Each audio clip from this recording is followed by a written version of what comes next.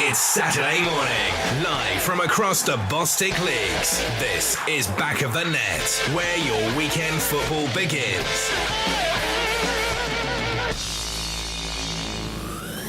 So very good morning, slightly different for us. We're on a Sunday morning today ahead of the FA Cup first round game between two of our Bostik clubs, Leatherhead against Billericay. It's going to be an absolutely fantastic build up to the game, kick off for 2 o'clock.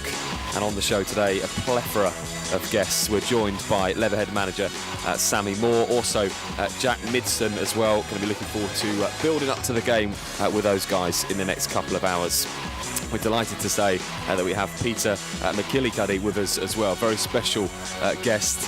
He scored the opening goal during the 1975 fourth round game between Leatherhead and Leicester City. I'm sure Leatherhead will be hoping that they can reach those heights this season in the FA Cup. No pressure, of course. Another big game going on today is Heybridge Swifts as they take on Exeter City. They made the journey down yesterday, and we catch up, of course, with their manager Jody Brown and their captain Lewis Dark, as well as their chairman Gary White. All very excited about the game today, as are we. Frank Wilson joins us as well, the Tooting and Mitcham United manager. Fortunes have very much turned round for Tooting and Mitcham United in the last few weeks, and Frank will be here for our full coverage of the game today. Plenty of other stuff on the show as usual. We play our football quiz, FA Cup themed as well, and Mick versus the manager. Looking forward to that one. Social media, official BOTN. Get your thoughts into the show between now and 12. Your favourite non-league football show, powered by Promote UK. We're really good at what we do. Back of the Net, where it matters. So welcome to the show this morning. Going to be a really busy one. Delighted as always to say that Mick Sullivan, our expert pundit, is with us, and of course James Cummins has, as always, come out for the big game today, and he's back in the studio. As we mentioned, Sammy Moore and Jack Midson join us representing Leatherhead, and Frank Wilson has taken time out from a busy weekend schedule to join us on the show this morning as well. And we're delighted to say we have the guy that did this. And Leicester uncertain at the back. That was Labour's McGillicuddy, and it's there! The Arrows have taken the lead through Peter McGillicuddy, the man who very nearly didn't play. 12 minutes gone, and the shock result is on. Leicester didn't get the ball away, and when the cross came over, McGillicuddy finished it off. So Leatherhead, the side who put 2 league clubs out already, are threatening to strike a third and even more staggering blow. Yeah, that must bring back such fantastic memories. Peter, very good morning to you, and thanks ever so much for joining us on the show. Games like this, I guess you just love looking back on that and remembering the goal that you scored. Well, it's such a long time ago, to be truthful. Yeah, I do have fond memories because not many people get to the fourth round of the FA Cup, except these two. But it's very difficult to put into words sometimes. Great memories, yeah, great memories.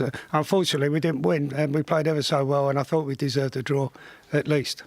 But that's football for you.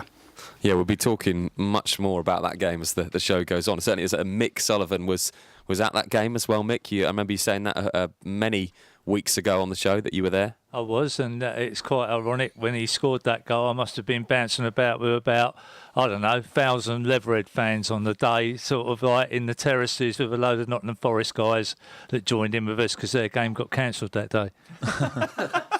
Quite surreal, isn't it, really?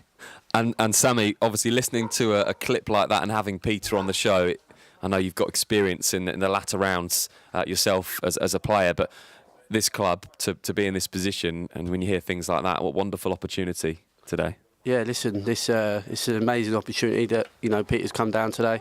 It's inspiring just listening to that. I nearly cried myself listening to it because memories in football, especially the later state of the rounds is don't come very often. And as a player, this is the best competition in the world, and we're proud to be in the first round. And the history of this football club is for all to be seen. And as Sammy said, Jack, for a player, when you listen to a clip like that, it's everybody's dream to score those kind of goals. Yeah, a bit of pressure on me now, score them goals. Yeah, we saw Peter in the changing room. Obviously, no disrespect, we didn't know who he was. We just walked in and said, that's where I used to sit. So I was like, great. We haven't seen the clips, but obviously looking at the pictures, the 70s was one of the eras that was very good for Leatherhead in the FA Trophy and the FA Cup. He said, unfortunately, we didn't win the game, but I said to him, we're not expected to win the FA Cup, but hopefully we can give it a go today and get a result. Sammy, how do you go about preparing for a game of this magnitude? Listen, we've obviously planned on a Sunday. We changed our schedule around, and we've had the boys in more than what we normally have. We prepared properly. We've done a match analysis on the previous game at Billericay, which I was disappointed to come away with a loss. I thought we was outstanding on the day, and should have maybe come away with a point or maybe 3. So this game is is special not only to the players but for the past players and for all the fans and the volunteers what put all the work in and day out which people don't see. So it's a massive game. We've prepared a little slightly different, but it's to play an all Bostik tie in round 1. You've got to you'd bite your hand off to get that tie and hopefully progress into round 2. And how much can you draw upon your own experience as a player in the latter rounds? Yeah, that's massive. We've got some good experience in the dressing room. Obviously, with Jack, who's been promoted, played at Wembley. Same with Lee Minchell, who's been promoted at Newport at Wembley.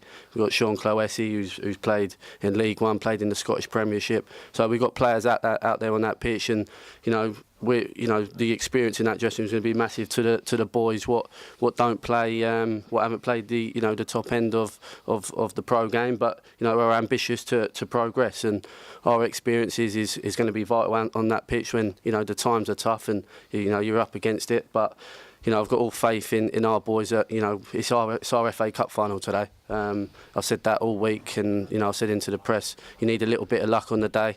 You can't just can't go into the game and be naive. We have to give everything out on that pitch, and we got to make sure that we run through brick walls. And I think if we do that, I think that we'll get a positive result. And Peter, I know I'm asking you to go back a long way, but can you remember a little bit about the build-up to when you played in that 4th round game and how that perhaps differed from normal games? It differs in a lot of ways, to be truthful. I think we went away on a Friday evening. It was a Saturday game. Stayed overnight and trained at Leicester's ground on Saturday morning. I wasn't sure if I was going to be fit or not because I had a bad injury a couple of weeks before to my ankle, but went for a fitness test and managed to get there. I think we had a pre-match meal. We always had a great laugh in the dressing room. We had a great bunch of lads, quite experienced in non-league football. We had a few England international amateur players and a lot of players who'd been at Wembley before and done quite well at the standard they played in. We never thought we was going to beat Colchester, to be truthful. You go out with hope and you can only give your best. But I think that day we played here, I think there was about 3,500 people watching. Just the crowd at Leatherhead is fantastic, absolutely fantastic. It does make the hairs on the back of your neck stand up when you go out because they love the club. Little small town like this with great support is amazing, really. I just hope they win today. I was gonna ask you about that because obviously we're talking about the first round here, and you got to the 4th round. There must have been a little bit of a feeling of invincibility about you. You'd come so far in that competition to get to where you did. You must have really been on such a high. Well, we had some exceptional players, none less than Chris Kelly, who was a very selfish player in my opinion. Never knew when to give the ball, but. Scored a marvellous goal at Brighton and scored a good goal at Leicester as well, so you can't take that away from him. But he never passed the ball to you. Honestly, he was just so greedy, it was unbelievable. And nobody said anything because he thought he was above us all anyway.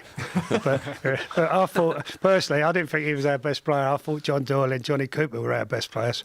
That's only my opinion. Chris was a great player, though, at that standard. He didn't make it in the pro game when he went to Millwall. So he came back to us to annoy me again. We've got a man sitting next to you who was at that game, and do you concur with the thoughts of those particular players? Well, I've got to be a bit careful because Kelly does live local to me, funny enough. He lives in Epsom, so... But yeah, I think he's right. You know, he was quite a selfish type player, Chris, and but he scored some great goals, and we've all got those type of selfish players that that you can't do without in a team, as I'm sure Jack and Sam agree. But obviously, watching that game, if you watch the footage, to be fair, he missed a sitter when he had only the goalkeeper to beat, didn't he? Mick, I ran about 40 yards. I was just behind him. He only if you watch it on the telly, excuse me, I was just behind him, but he never once looked up. He knew what he was going to do, and he wasn't going to give me the ball, that's for sure. Well, they're selfish players at all levels of football. All of us know that. I was just going to ask. I'm not bitter. I was going to ask then, because you led me to that question, to look at you guys and ask if there's anybody that particularly in your team that you can sort of think what Peter's saying. I'm not sure if there's anyone that's really that selfish. No. Obviously, as a striker, if you get a chance, you want to go for goal. But I like to think in my career, if someone's in a better opportunity, I've 9 times out of 10 passed. But sometimes you've got to do it as forward players, and you might have to have a bit of that. And then towards the end of the game, you might have to work as a team a bit better than being selfish at the beginning. I'll say a very good morning to Frank, and I'll bring you in here. So, talking about selfish, is it true that to be a good striker, especially, you have to be quite a selfish player? I think it's the sort of messages that if you're a coach or a manager, you're trying to get your forward-thinking players to be unselfish. I think that the messages that you probably give to the players, especially in a game like today, is that it's we, not me. It's got to be an opportunity in a situation where if other people, like Jack just said there, are going to be in better positions than you, then you've got to be unselfish, because what you don't want to do is look back on moments in a game where, league or cup, if you've lost the game or you could have got something out of it, you don't want to be looking back on it thinking, well, there were opportunities where I could have laid it off to someone, I could have put someone in. So I think you've just got to be team mentality today and just think that, be confident in front of goal, yes, if you're a centre forward, but if there's people in positions today that can do better than you, then you've got to be a team player. And James, for the Winchester University third 11, you were quite a selfish player, weren't you, back in your day? Very, very selfish indeed. I was almost like a Morientes kind of player when I was in the Winchester 11. No. Just going finally on this point of the game today, for now, Mick, obviously last year you were involved in this round of the competition. We're going to speak to Jody Brown, the Heybridge manager. We'll talk about their game later as well, because they're going through the same thing. Preparations, you obviously, this brings back big memories for you from a year ago. It does, and many a player will freeze on a day like today. So I really hope that obviously the Leatherhead boys, I think it'll be a little bit different for the Leatherhead boys today, because I think you won't have that type of feeling. I think a lot of the players you probably got in your dressing room have been there and done it, as you say, and I don't think they'd be as nervous. And there's a lot of motivation, I would have thought, because we were there covering that last game against Billericay. Most definitely you should have won that day. So there should be a bit of motivation, I'm sure, in the camp to want to put some wrongs right from what happened that day. And it's good, because the Bostik League, we're promoting the Bostik League, and we want 2 Bostik League teams to be playing against each other. And I just think, as Sammy said, to play a team at your own level at this stage of the competition is a good thing. You probably, on the night, I expect everyone was a bit downbeat, and they might be if you don't do the business today, Sammy and Jack. Sorry to put the pressure on, but us two are obviously staunch Leatherhead fans, so we really want you to do the business today. Yeah, plenty of pressure, I'm sure, but we'll look forward to the game this afternoon. We're going to speak to Glenn Tamplin a little bit later on the show, but yesterday I caught up with Harry Wheeler, the joint manager of Billericay, and here's what he had to say. Yeah, so exciting times ahead at the weekend with the FA Cup. I guess for you it's exciting all the time of what you're doing at Billericay and what the expectations are, but how does that differ with the FA Cup? Not massively. As I said, we try and sort of take every game as it comes, and it's the most important one. The league was the most important on Tuesday, and then Sunday will be the most important game we've got this season. And it'll be big. Obviously, I think for the club, it's massive. It's a good exposure. The exposure's been good, but I think exposure will be even better. Obviously, we go through, and teams at our level aren't really seem to be going round to the second round. So for either team that goes through, the exposure will be really good. And having Leatherhead, a team that you've recently played, does that help or hinder the situation in the FA Cup? I generally don't think it makes a difference. I think it is the FA Cup at the end of the day. Whatever happened last time we played each other, and I know you were there, It was a tough game, especially losing a player early on, and they were a good side. I think they were probably the best footballing side we've played. But then, it was what happened Sunday. It's FA Cup, so we know it's the cliche, but anything can happen. I don't think it makes it either a sort of an advantage for either side. I think it's going to be totally just a one-off game, and whoever performs better on the day is most likely will go and win it. Only one defeat all season. I remember speaking to you when we came to Billericay for the Leatherhead game in the league, and I said to you that is there a worry that the strength of the team and what you want to achieve this season is that so many different competitions at this level? How do you prioritise, and could that affect your league position come to the end of the year? Now, you're third at the moment, but you've already got 4 games in hand on some of those teams around you. Yeah, it could do. No, you're correct. It could do. I think the competitive nature. Look, as soon as you get on the touch line and the players go over the white line, we want to win every game. There will be games, in certain cups that we will rest. I wouldn't say stronger players, but players that have played more regularly, and will rest, and the others will play, and that's the only way to manage it. But to affect the league, inevitably it will. We've got to just manage them, and that's going to be really important for the sports science team and for myself, and how much we load them in training and how much we do, because potentially, we could be playing Tuesday, Thursday, Saturday at times. I was going to mention your recent signing, obviously Dean Inman from Maidenhead United, centre-back, that you've broken your record transfer fee with for £27,500, and I guess the answer you've just given me has justified that spending, if you like, that you're trying to push on in all these competitions. Yeah, that's exactly why. Look, we're the centre-halves good enough that we already have, of course, 100%, but can they play every week in, week out?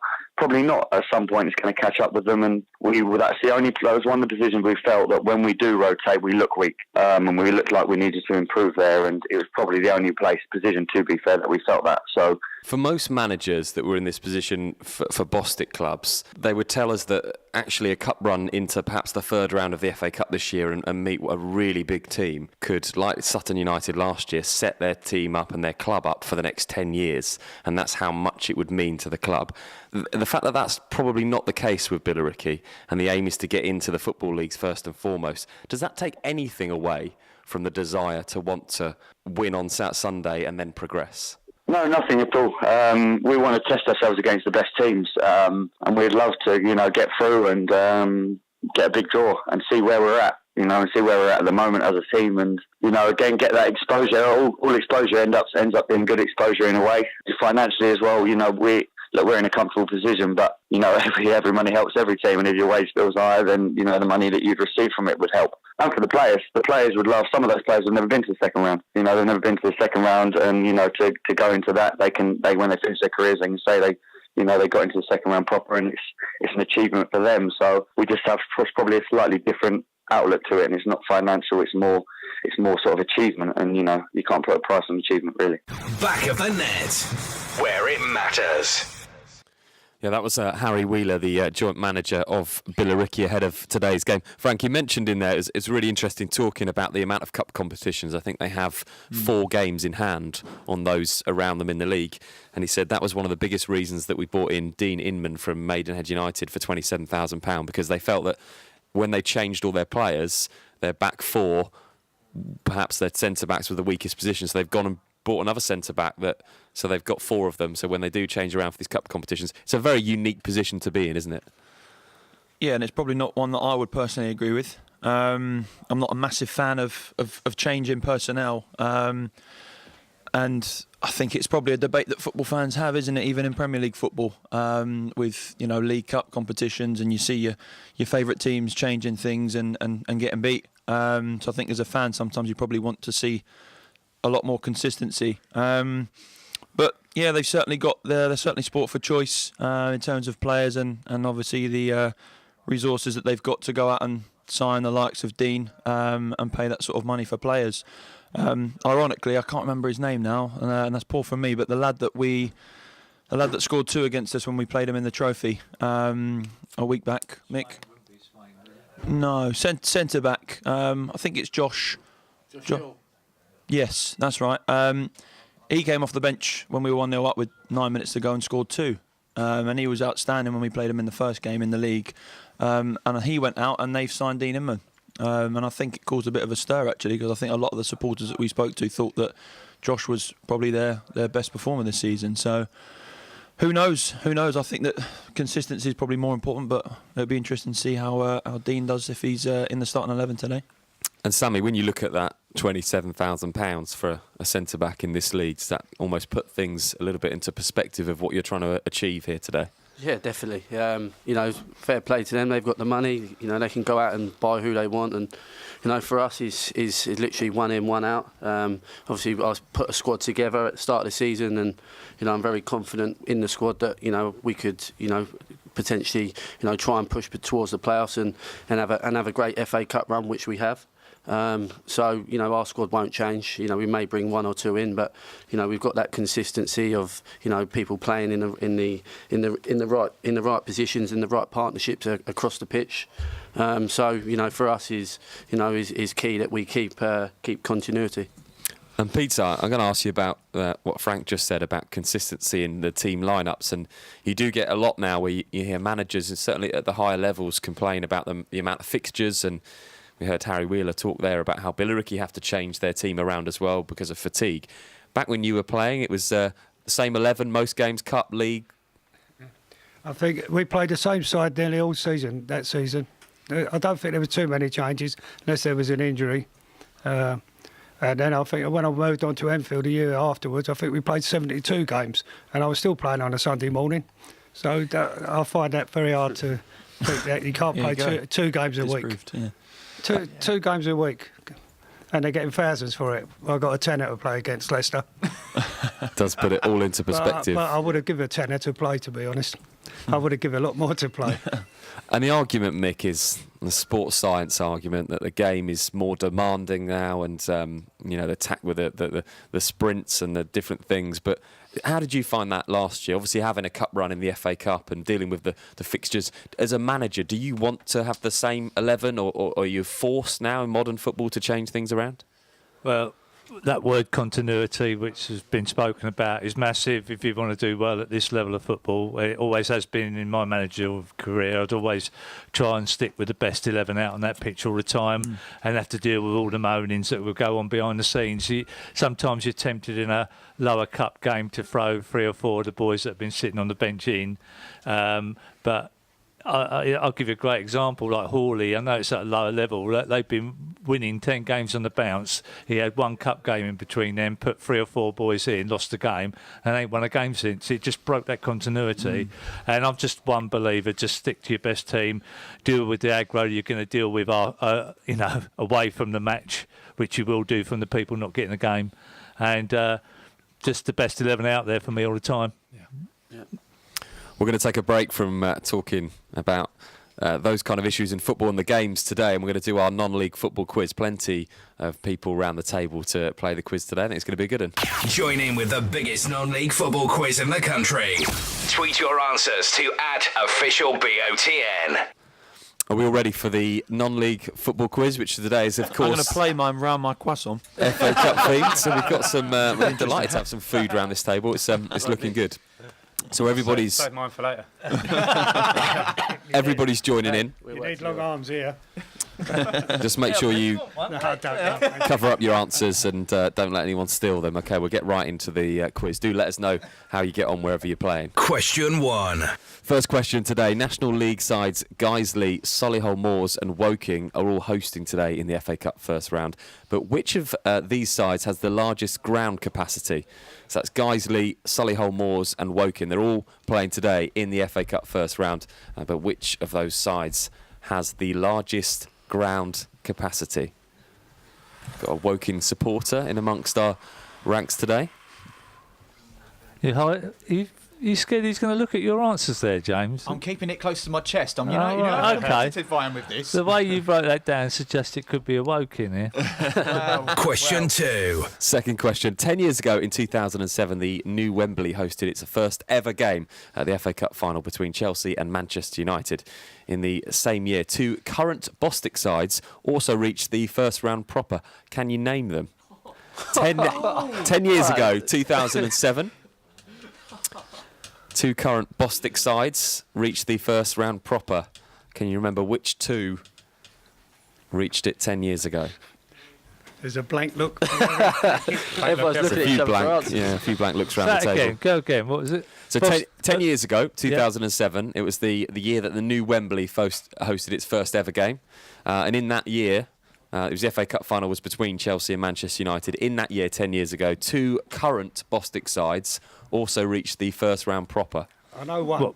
I know one. Prem, or can you give us a little clue whether it's Prem, South?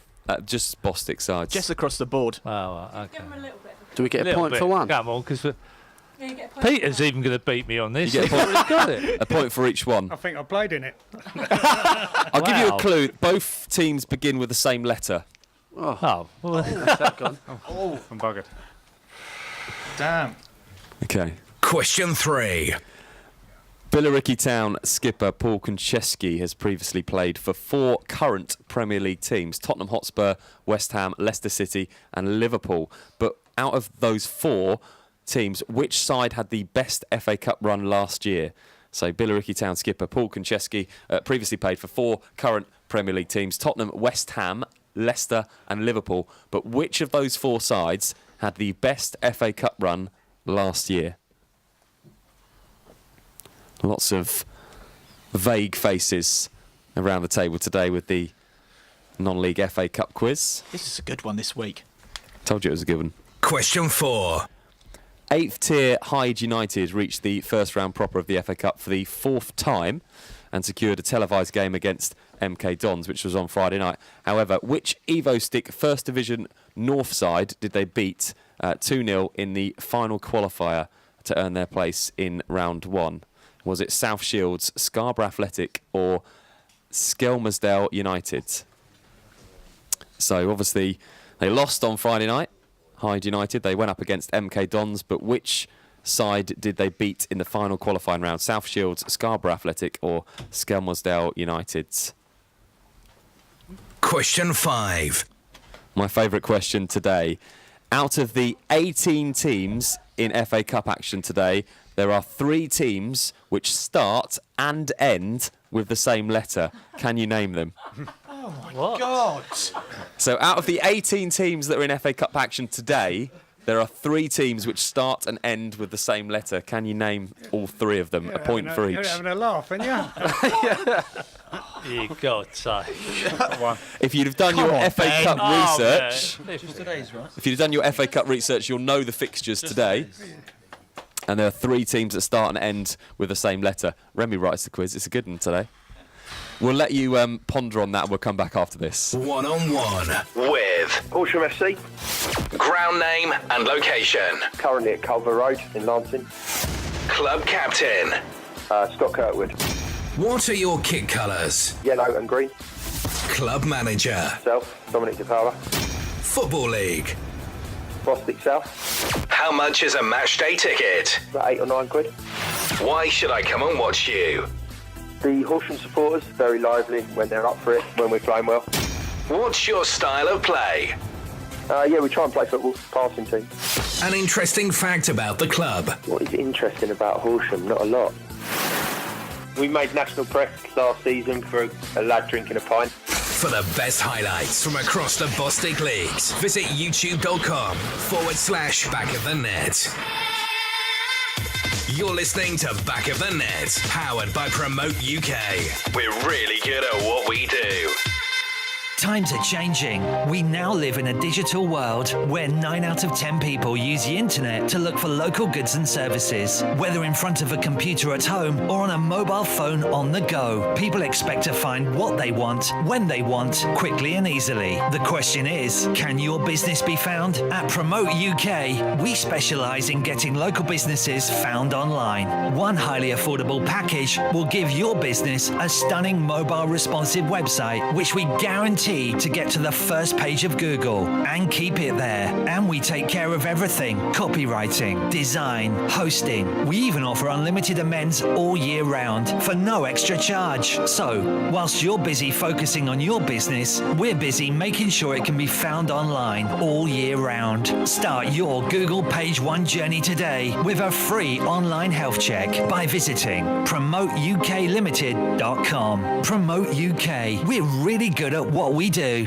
From Premiership to Playground, MH Goals has everything you need for an outstanding football match, including aluminium and steel football goals, nets, line marking machines, team shelters, boot wipers, and much more.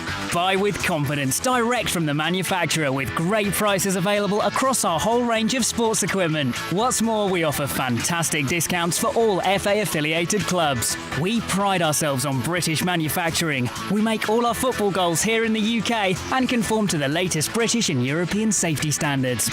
So call MH Goals direct on 01502 711 298 or visit our online store at mhgoals.com. Are you a budding footballer sitting your GCSEs next summer, wondering what to do next? Want to play football while studying for qualifications that will get you into university?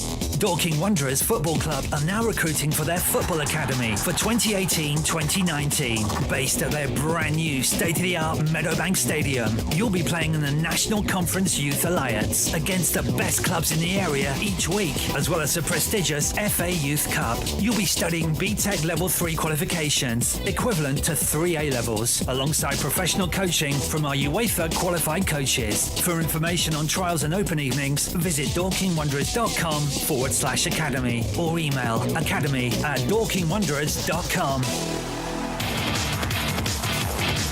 Head to backofthenetsouth.co.uk tomorrow morning for video highlights and full match reaction of today's games.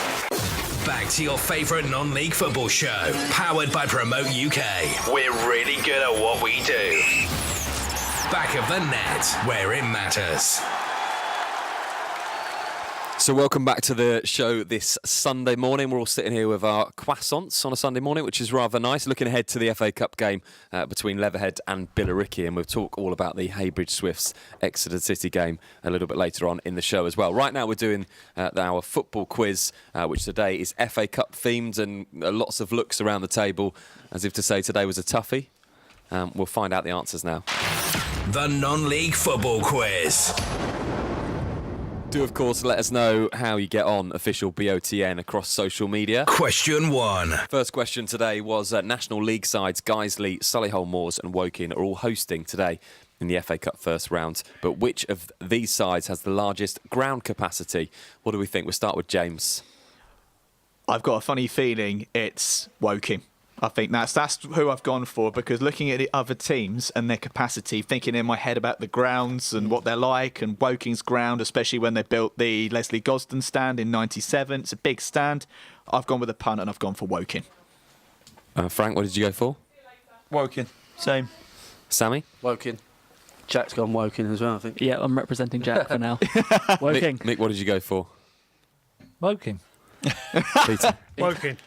Yeah, the answer was, of course, Woking, the Laithwaite Community Stadium, 6,036 capacity. Damson Park, Solihull Moors, 4,313. Nevermore Park, the Guiseley ground, is just 4,000. So Woking with the capacity. And, of course, Woking take on Bury today. Solihull Moors take on Wycombe Wanderers and Guiseley take on Accrington Stanley. So points all round for that. Question 2. 10 years ago, in 2007, the new Wembley hosted its first ever game, the FA Cup final between Chelsea and Manchester United. In the same year, 2 current Bostik sides also reached the first round proper. Could you name them, James? What did you get?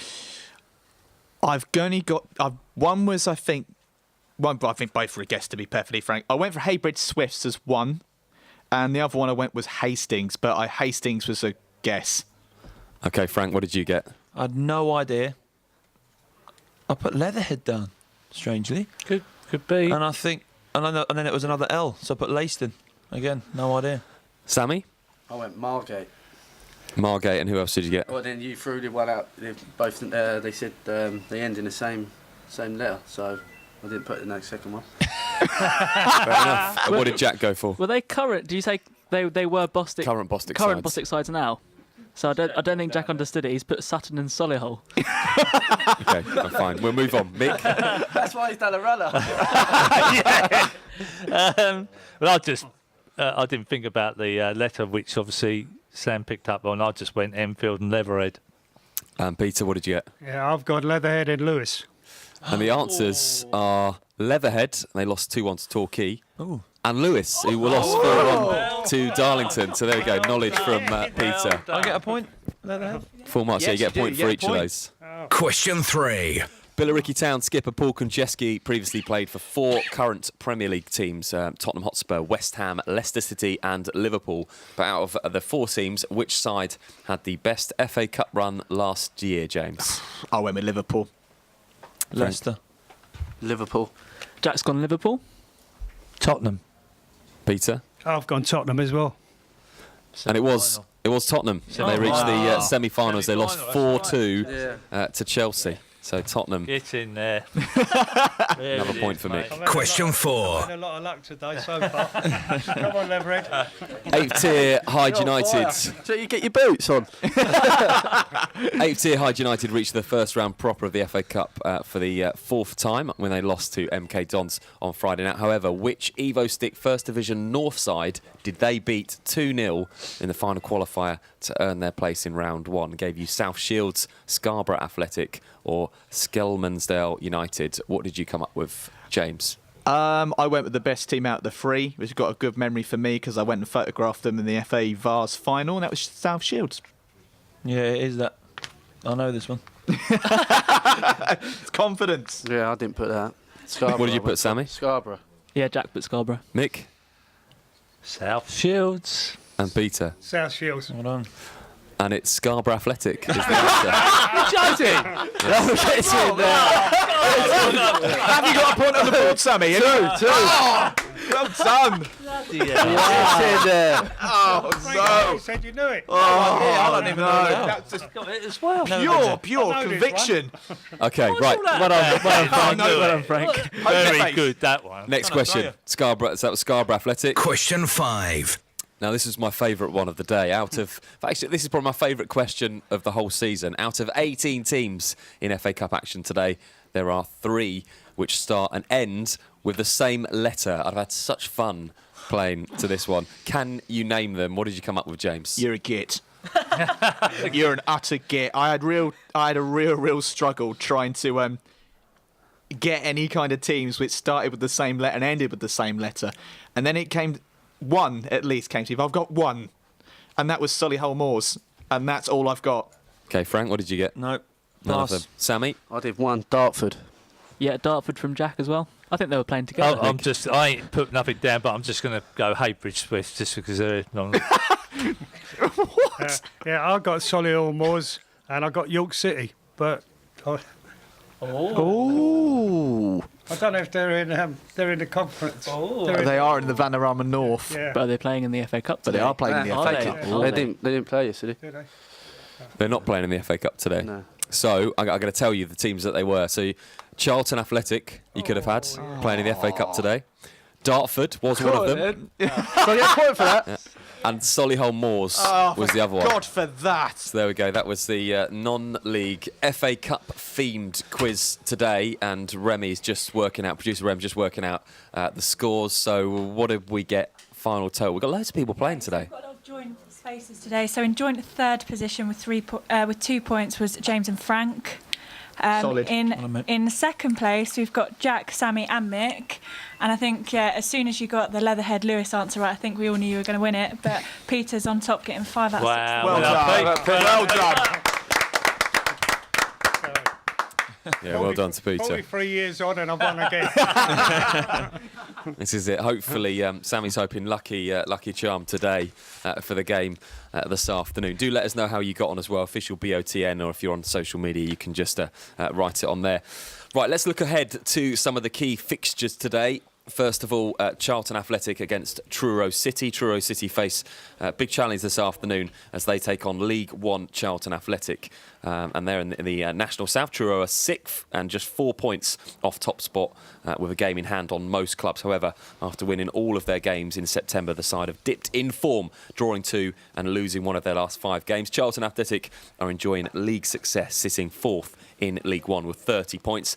They are unbeaten in their last 7 league games and will hopefully use the momentum to challenge the underdogs Truro today. Charlton last won the FA Cup in 1947, defeating Burnley 1-0. Intriguing game today, James. It was a big draw for Truro. They'd have been loving that when that came out the hat. Charlton, probably one of the biggest sides that anybody could have got today. Yeah, massive tie for Truro. It's just unfortunate that they didn't get a home tie. I think they were really hoping to get a home tie and get a big crowd down in Cornwall. I think, in fact, they're the first Cornish team to be in the FA Cup first round for 50 years. So it's a massive day for the Vanarama South side. And, up against a very, very decent and rejuvenated Charlton Athletics side. They've got good run of form at the moment in League One. So one of the biggest games of the day in this first round FA Cup matches we've got. So, massive game for that side. And hopefully they'll have a decent turnout of support for them.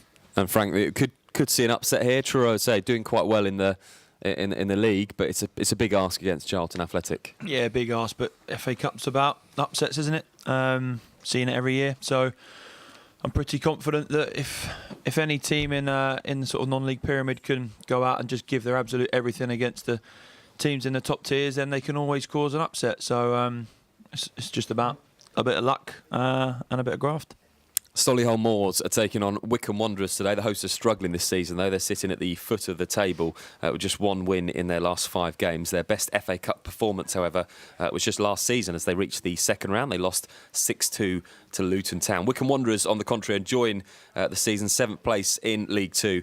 However, their league form is also temperamental with just 1 win in their last 5, losing 1 and drawing 3. Interestingly, Wycombe reached the semi-finals in the FA Cup in 2001, losing 2-1 to eventual winners Liverpool. That was some run from Wycombe Wanderers. Obviously, with our non-league hats on, we'll be hoping that Solihull Moors can do a job today. But Wycombe, bit of cup pedigree. Yeah, absolutely. I think I remember, if my brain says correctly, that was the CFAX player that they got in for the tie at Filbert Street against Leicester. Yes, was it Essendon that Laurie Sanchez managed to find?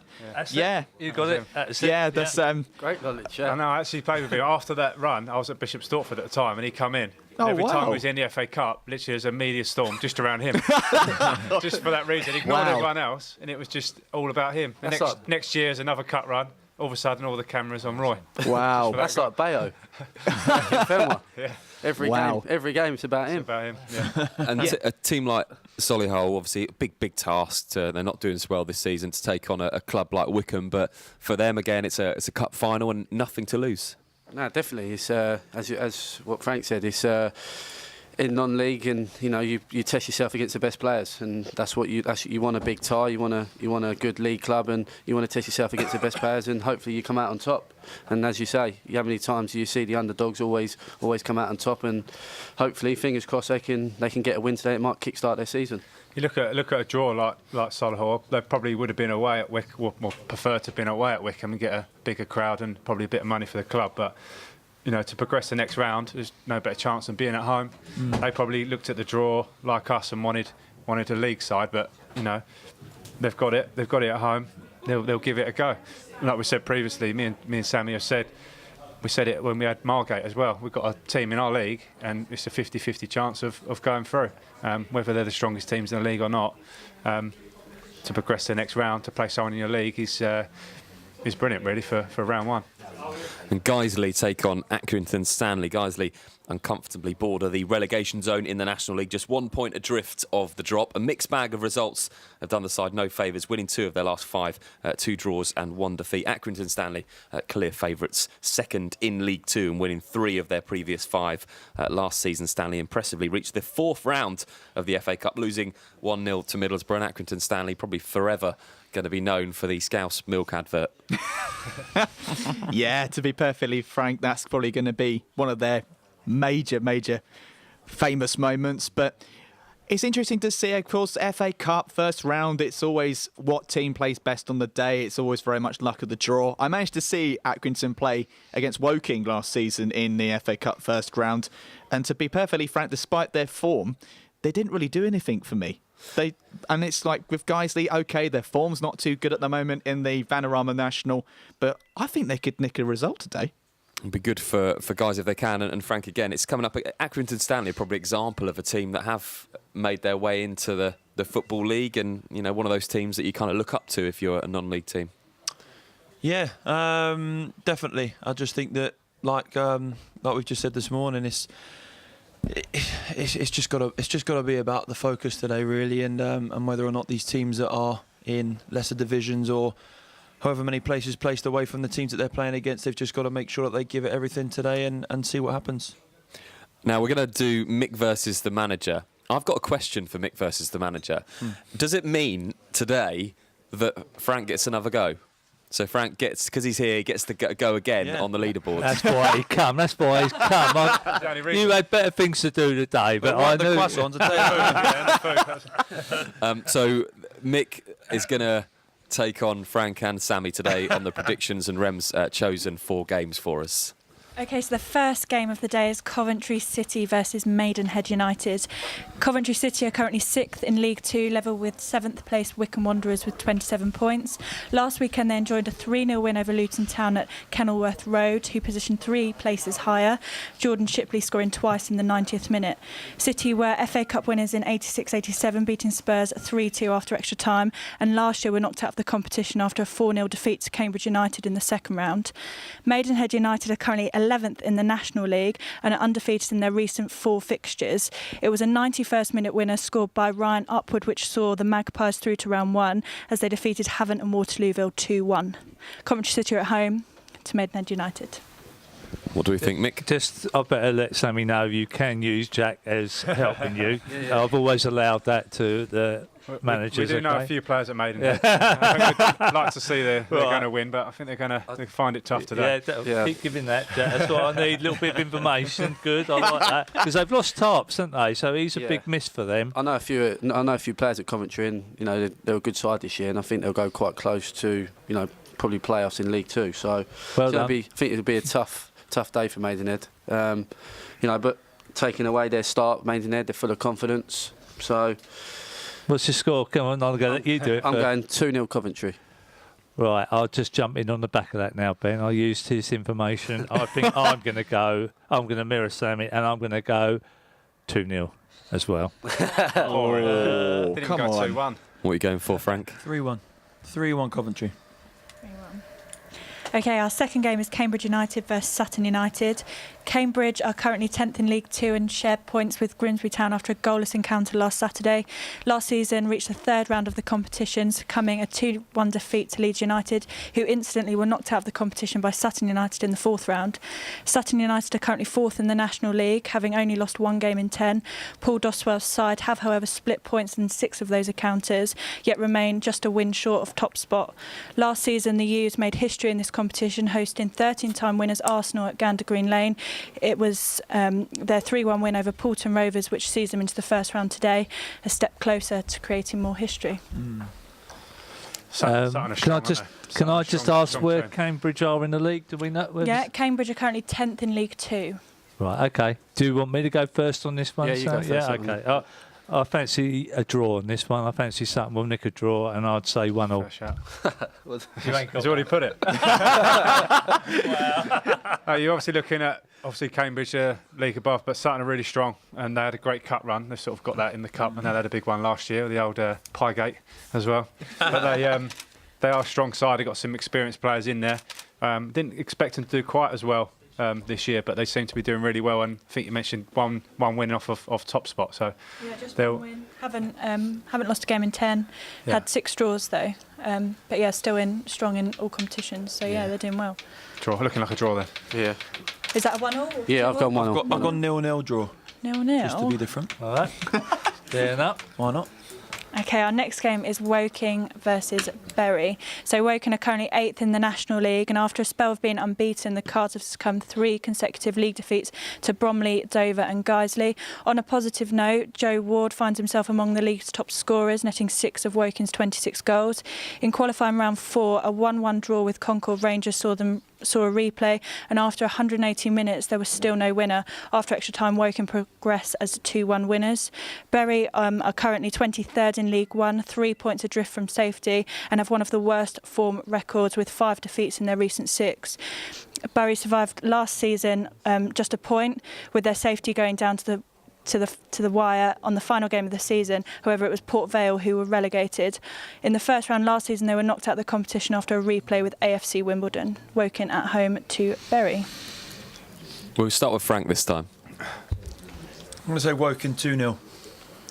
James will be happy. Yay. Sammy? I've gone Bury 2-1. Ooh. James, just in for. Have they got their full Monty out today, Woking?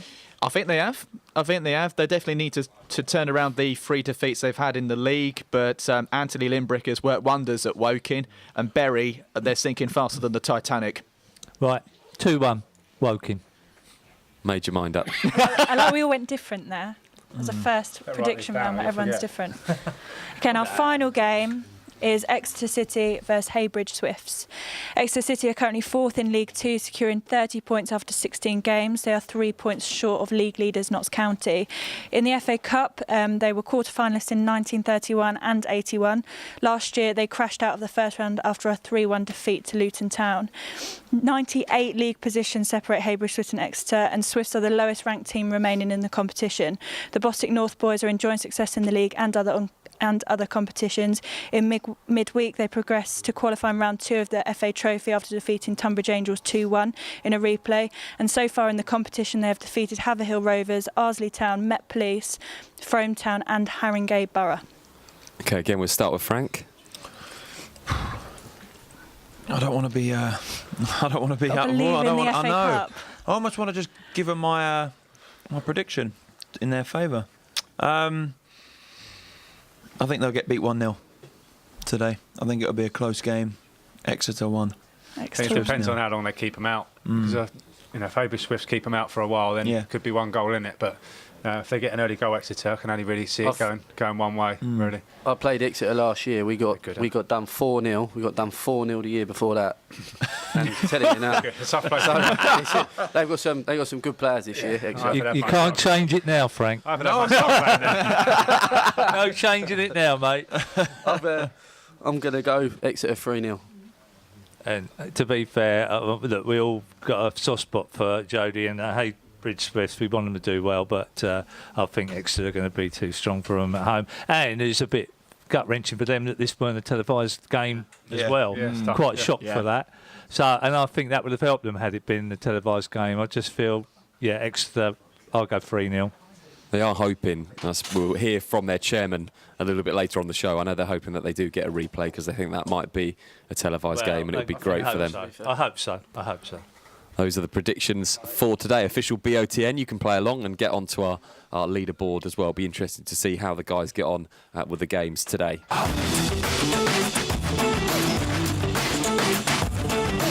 Coming up on the show, plenty more. We're going to hear from Glenn Tamplin, the Billericay Town manager. We're also going to hear from Anthony Limbrick, the Woking manager, talk much about their game a few moments ago. We'll hear from Lewis Dark, the Heybridge Swifts captain, and Gary White, their chairman. Also Chico Ramos, the ex-Leatherhead player and now with Banstead. He comes on and plays our brand new feature, which is called Super Sub.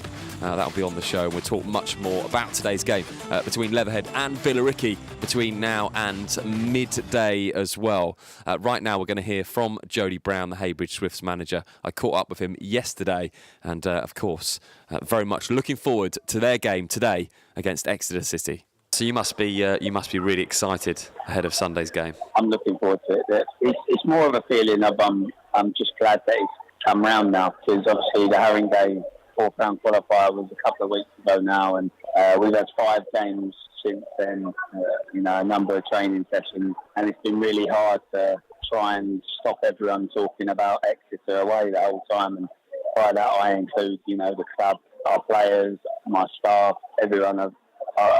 I've been, really focused on making sure that regardless of this FA Cup run, we still have something to play for when we were eventually knocked out of the FA Cup.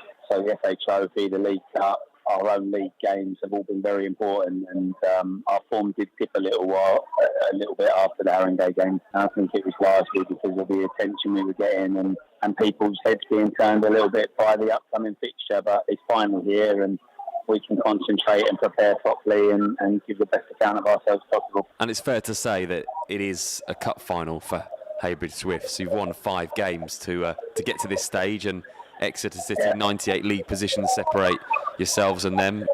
It's going to be a big occasion on Sunday. Yeah, it is. I've tried to avoid that term, the cup final. But it's not that I don't agree with you. It's just I really want my players to understand that it is just another game of football. We do need to adapt the way we play. It's not the same as playing clubs at our level. We are massive underdogs. It is a real long shot, and we need Exeter to be well below par, and we probably need to be the most organised and the most disciplined we've ever been. So I know that it's going to be very, very hard, but I don't want us entering the game with that just enjoy it mentality. I hear that bandied about too much. You just go out there and enjoy it. I think the only way we'll enjoy it, win, lose or draw, will be if we give a good account of ourselves.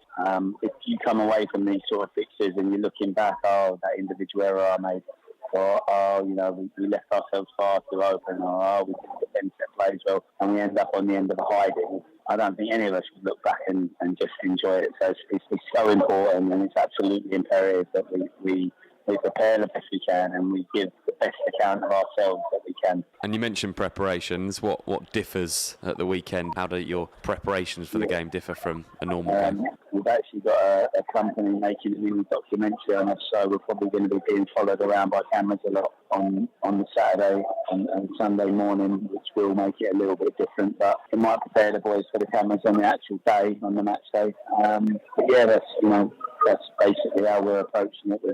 We're going to do it properly. I'm thankful to the club for financially backing it all, so that the entire squad and all the staff are down there, even the boys that are unavailable for the for injury or suspension are going to be down there with us as well. So it should be a good experience. But as I keep reiterating, it's an experience that we want to we want to remember it for the right reasons, not just for a day in a hotel and a long journey on a coach and a day in front of the cameras. We want it to be for giving a great account of ourselves, and who knows if we play to our absolute best and Exeter drop their standards, then who knows what could happen. For all the best coverage from across the Bostik Leagues, visit backofthenetsouth.co.uk.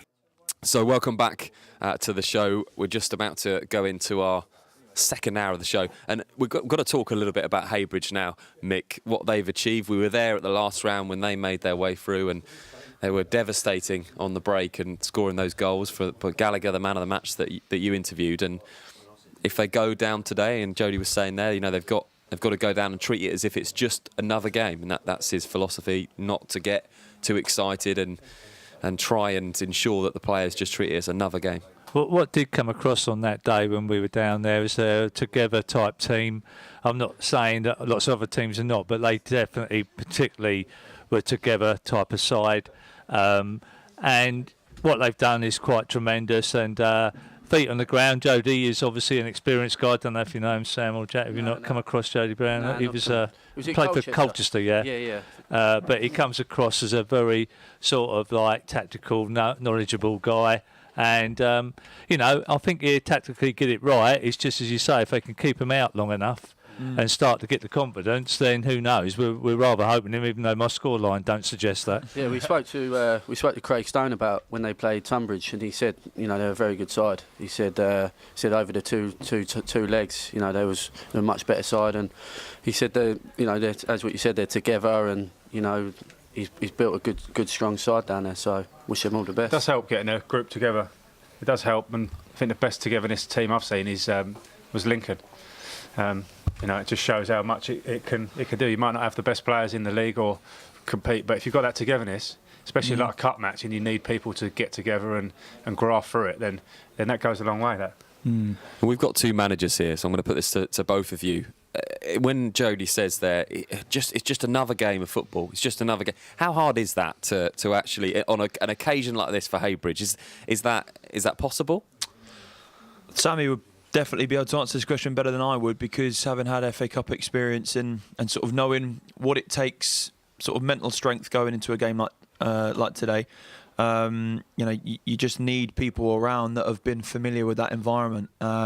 Because you need calming influences today, and it's not something that I've got experience with. But I do agree with his sort of outlook on today's game, and I do think that they've got to try and not distract their minds as much as they possibly can, really, and just try and treat the game as it is. But I just think that's too much of an ask for players that have never been in this situation before, and undoubtedly I can just see people just letting it letting it sort of get to them.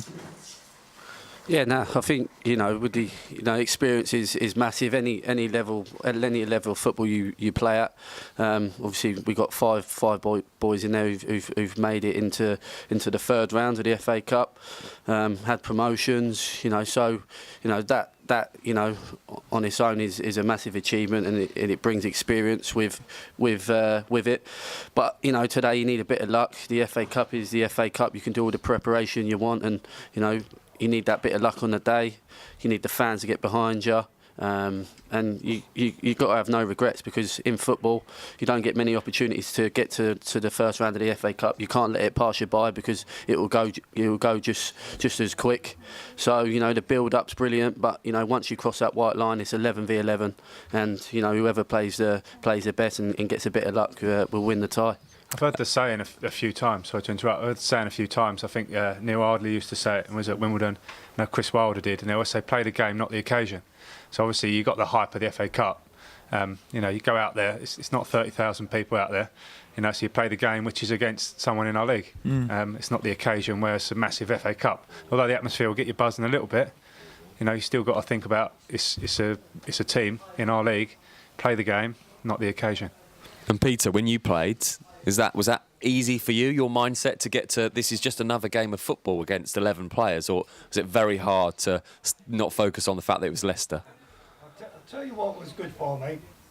Just prior to joining Leatherhead, I've just come back from Japan and South Korea, played for a Middlesex Wanderers touring side in front of crowds of between 80 and 90,000.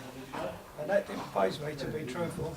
So any game I played for Leatherhead, the bigger the occasion, it seems maybe the better I played, without being boastful. But it just, I think, I used to love the occasion. Yeah. And generally done quite well at a higher level. So the answer is, it's great, but it still gets your nerves. I remember running out at Leicester before the game in the warm-up, seeing the crowd there, and it was fantastic. It just sort of made me want to play even more. And then on a Tuesday night, we're playing Oxford City away in front of 10 people. So it brings you back to earth again. We're delighted to say that we've got Glenn Tamplin, the Billericay Town owner and manager, on the line ahead of this massive FA Cup first round tie. Glenn, very good morning to you. Thanks for joining us. No problem. Good morning. How are you? Yeah, really well, thank you. You must be really excited, looking forward to this one, FA Cup, and a brilliant opportunity for both teams to make their way through to the second round. Yeah, absolutely. I mean, it's exciting, nervous. It's a bit of chaos, a bit of everything, but what a lovely day. And you know what, I've got to try and get through to the boys as much as it's important to get to the next round. It's important we enjoy today as well, because we've worked hard to get here. And obviously in your team, you've got a vast experience and players that have played in massive games. We were talking very much this morning about how you get the mindset of when a game like this comes round, to treat it as another game and not perhaps let the occasion take over. Is your job made a lot easier because of the experience in your squad? No, I mean, the problem we've got at the moment. I mean, I've been away. I've been I've been on holiday. I just got back. This is my first game back for 2 weeks. And whilst I've been away, we've had 3 games. We've played well in one and very poorly in the other 3. So we seem to look like a probably playing. That's not a very good time as far as Leatherhead are concerned. I'm being told by supporters it's a bit flat over there. I'm being told by my management staff it's flat in the changing room. And I've got a bit of a job to do today to lift these boys up and get these boys back on track. So no, it's completely opposite, because at the moment you talk about experience. The likes of Jermaine Pennant's on the bench today. Paul Konchesky's only just made it in the side. Because these boys haven't been doing it recently. So I mean, they drew on Tuesday against the side. They got beat by bottom of the league yesterday. Worthing beat them. Needham Market. We drew with them Tuesday, and apparently Needham with a better side. So I've got a real big job to do today. A real big job to pick these boys up and get them back to where they was a few games ago. When we came and visited you, ironically, when it was the Leatherhead game, we looked around the stadium and we talked about all the things that you'd done, where you wanted to go and what you'd achieved in a short period of time, and the aims of the club to get into the Football League. And you're so focused on that. Does the FA Cup still give you the same buzz? It's the FA Cup and I want to do well in this as well. Well, look, there's what you have in life, you have goals, and you have realistic goals, and you have dreams. A realistic goal for me is to try and get to round 3 of the FA Cup. Get to there, and you've really had a real good run. But we know it's not really going to go much further than that. But when you look at the league and you look at the FA Trophy and look at the League Cup, they're all the things we think realistically there's no reason we can't win. So there's no reason why we can't go and do a double or a treble. But what's worrying me at the moment is because we're in all these cup games still, we're 5-6 games behind in the league. Dunnage are gathering pace and pulling away from everyone. So it's tough, really, because, yeah, you're right, our priority is the league. But at the same time, would I be able to just win the league this year? No. I'm a greedy so-and-so. I think, yeah. Well, I spoke to Harry yesterday, and he was saying that for you, it's the building the brand, building the Billericay, building it up and getting into the league. It's about the exposure. The FA Cup will give you that platform. It gives you much more exposure as a club. Is that high on your list as well? You want to get what you're doing out there to everybody. I think we've lost Glenn. We'll try and get him back on in a moment, but we'll pick up on a couple of things that he was saying there. Obviously, a little bit worried, Mick, about the amount of games. We did touch on it earlier on, the amount of games that he's got. Yeah, the amount of games he's got. Well, I think if Sam's got, they've really got the same problem. But what I really like about Glenn Tamlin, and it's so refreshing to sort of see a guy just says it as he sees it, doesn't put any sort of cream topping on anything, just says it. I love that type of brand of management. It's quite interesting. He's quite open. He's probably given a couple of things away to Sammy and Jack there straight away. Or a couple of personnel that might not play. I just love that honesty about him. I love actually listening to the guy and what he's about. We've got Glenn back on now. We just dropped out for a moment. Glenn, I was just saying that for you, the exposure the FA Cup can give is fantastic, and all of the good things that you're doing at the club, they're just going to get exposed even more and more the further you go in this competition. Well, of course. I mean, there's some amazing things happening at the moment, and we was at the fireworks display in Billericay last night. I was asked to do the countdown in front of 17,000 people, and they were thanking me for what's happened with the community. And that was a huge ask for the amount of people in Essex that could turn them fireworks on in front of 17,000. On the 21st of November, the Pride of Essex have made the last 5 with with Harry Parker and his operation. We've made the last 5 of the Pride of Essex. Harry could probably do with some new legs as well, Harry Wheeler, to be honest. But you know what? There's so much going on, and the funny thing is, I've never done any of it for any of them reasons, to win awards and stuff, because it doesn't matter. But I have always wanted exposure for the club. Let's not lie about that. Let's get the truth out there. So yes, the FA Cup exposure for the club is massive, and that's why we've got to stay in it. Because actually, really, there's only 2 teams left in it today, and with the greatest respect to Heybridge Swifts, they'll probably go out today. We could be the only team in Essex left in the FA Cup in the next round. I just want to take you back to one other point, finally, that you made about the amount of games that you've got. We were talking about it earlier in the show with the games that you're behind in the league. Do you think the squad is big enough to cope with the demands if you were to go on in the FA Cup today, or are you looking to add somebody? Well, I'll tell you what's going to be announced tomorrow is I've just signed Joe Kesey. I've just got Joe Kesey, who's a superb centre-back. So, we've just signed Dean Inman. We just got him. He's a tremendous player. Yeah. That was announced last week. We've just got Joe Kesey. That's been announced tomorrow. And it looks like I'm also going to be doing business with John Steele tomorrow. We're 99% there. And I'll be getting Nick Wheeler off of Dagenham tomorrow as well. So I've gone to sign 3 or 4 real special talented players. And the reason I've done that is because I can see us playing 70, 75 games this year. So I almost need 2 sides. And that's a really interesting point, actually, because we got Peter McGillicuddy on the show today, who scored the first goal for Leatherhead against Leicester in 1975. And one of the topics that we were talking about was how many years ago, Peter was saying he played 70-odd games that season. They played the same team every week, the same 11. We were talking about the change in demands of football and how it used to be that you could just play your same side, and now you have to turn around. I think I'd say that's when men were real men.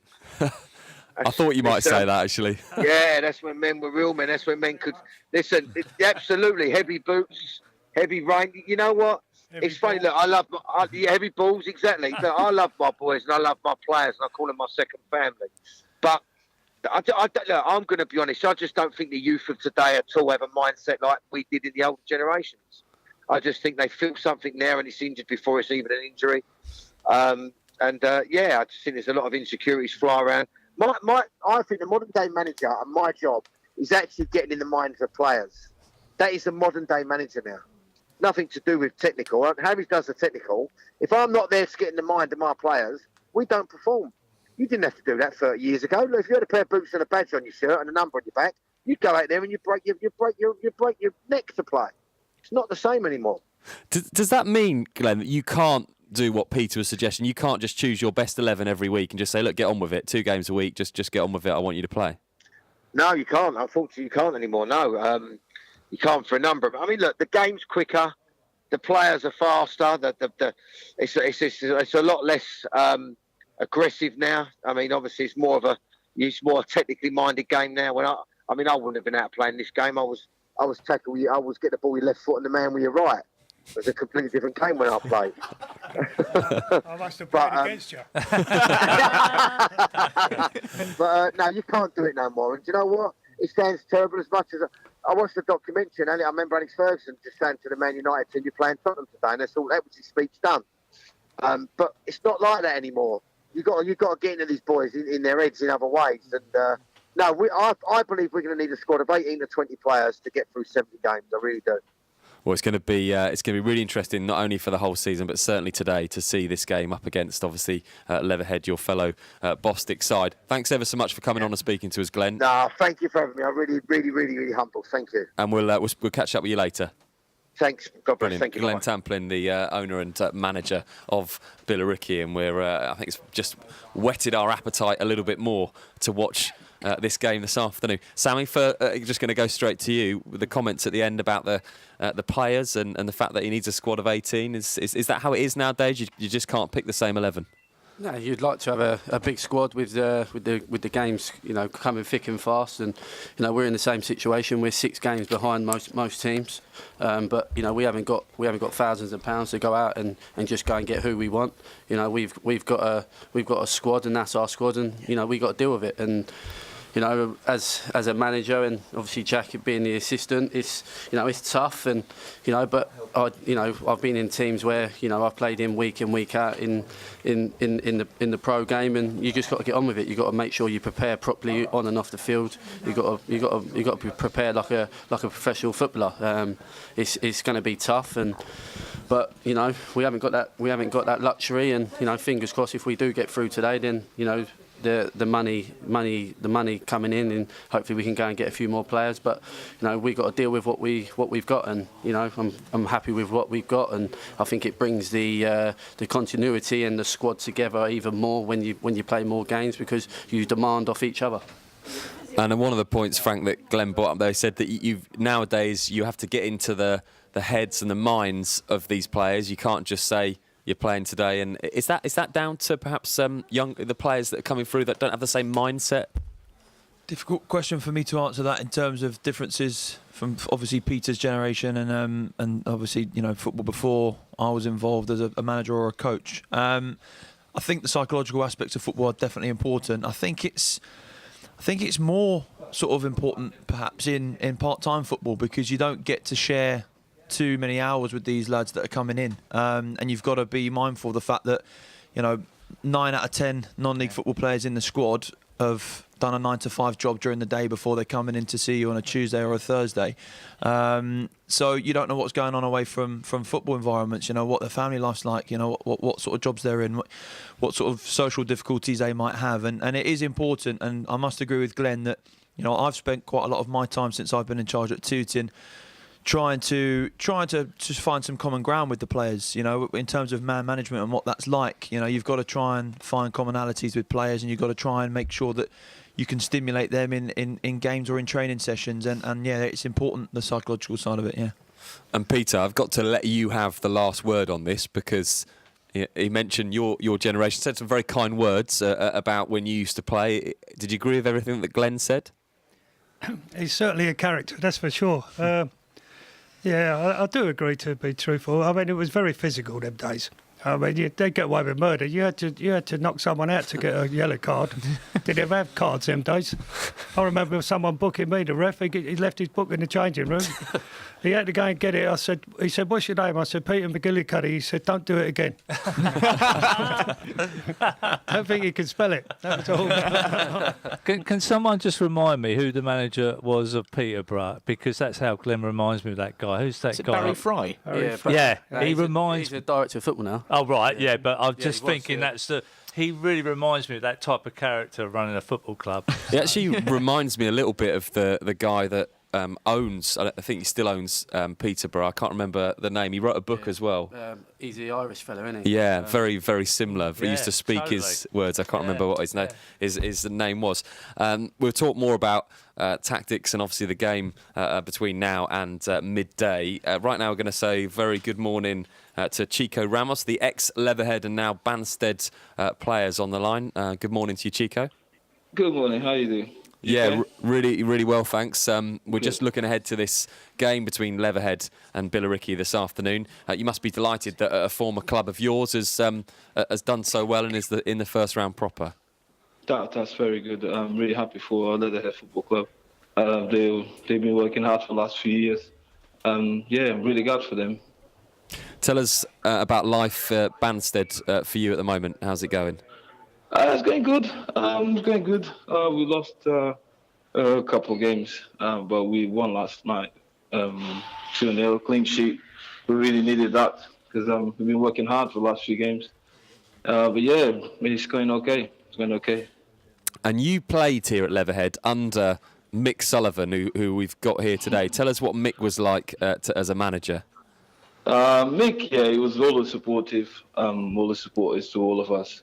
Obviously, when we came to the Leatherhead, when I met with him, he said to me, "Chico, I need you to save penalties for me if we go to playoff finals." And I actually did. That was a good start, great start. He didn't watch the penalties. He was inside the changing rooms. But I told him, I promised I would save it. And I did. I did save a couple, went through. But Mick always been supportive. He's been a great manager. Thanks for that, Chico. The check's in the post, mate. Thank you. No worries, mate. Already seen it. Have you got any wise words to give to the new Leatherhead keeper now, Zaki Ula? Is that his second? I know Zaki. He's been called many a thing. So any wise words that you can give Zaki today for him going out there in this important game? Yeah, just a bit of communication, a lot of communication, concentration levels up. And really a clean sheet in the first half. That will help him a lot, going for him and his teammates to go through.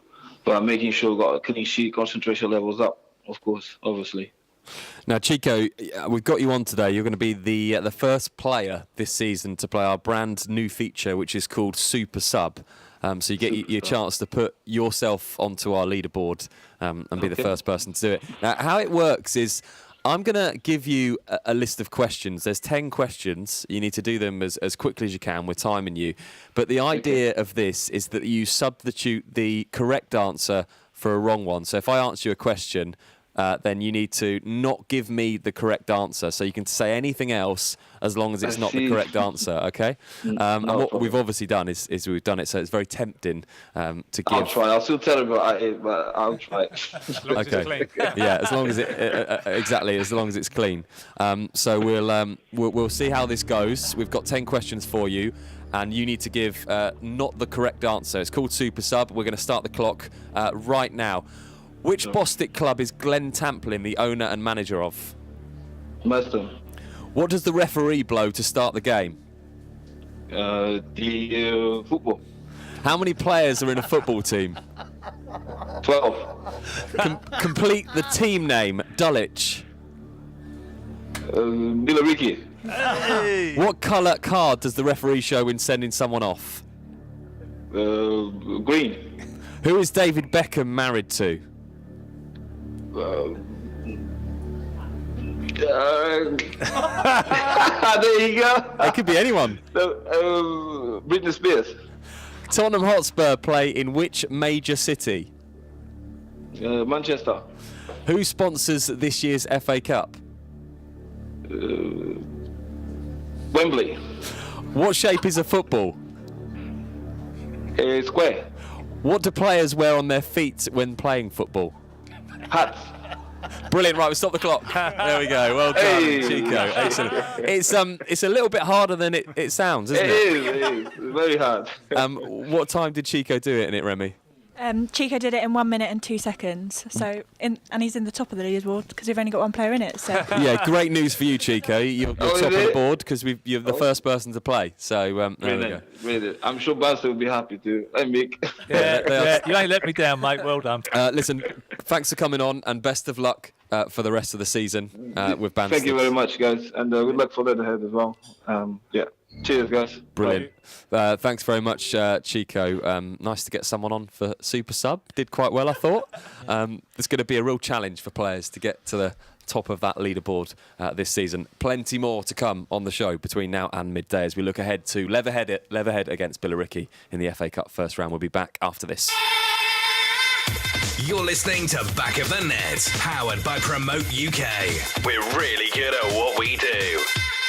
Times are changing. We now live in a digital world where 9 out of 10 people use the internet to look for local goods and services. Whether in front of a computer at home or on a mobile phone on the go, people expect to find what they want, when they want, quickly and easily. The question is, can your business be found? At Promote UK, we specialise in getting local businesses found online. One highly affordable package will give your business a stunning mobile responsive website, which we guarantee to get to the first page of Google and keep it there. And we take care of everything: copywriting, design, hosting. We even offer unlimited amends all year round for no extra charge. So, whilst you're busy focusing on your business, we're busy making sure it can be found online all year round. Start your Google Page One journey today with a free online health check by visiting promoteUKLimited.com. Promote UK. We're really good at what we do. Are you looking for a little bit more than a good meal at a pub? The Half Moon is a hidden gem located in the picturesque village of Charlwood on the Surrey-Sussex borders. Proud of old traditions, this old English pub offers tasty fresh food with locally sourced ingredients, comfortable dining and traditional bar area, as well as a lovely garden for your enjoyment. Evening with friends or lunch with family, whatever the occasion, you can expect our friendly and welcoming staff to help. Half Moon Charlwood. Check out our Facebook page for upcoming events and live music. Need to refuel? Whether you're heading home or away, get ahead of the game and refuel at Dorking's Service Centre. Dorking's local retailer of quality BP fuel, Costa coffee and food to go. Find us at the traffic lights close to Dorking Halls or at dorkingservicecentre.com.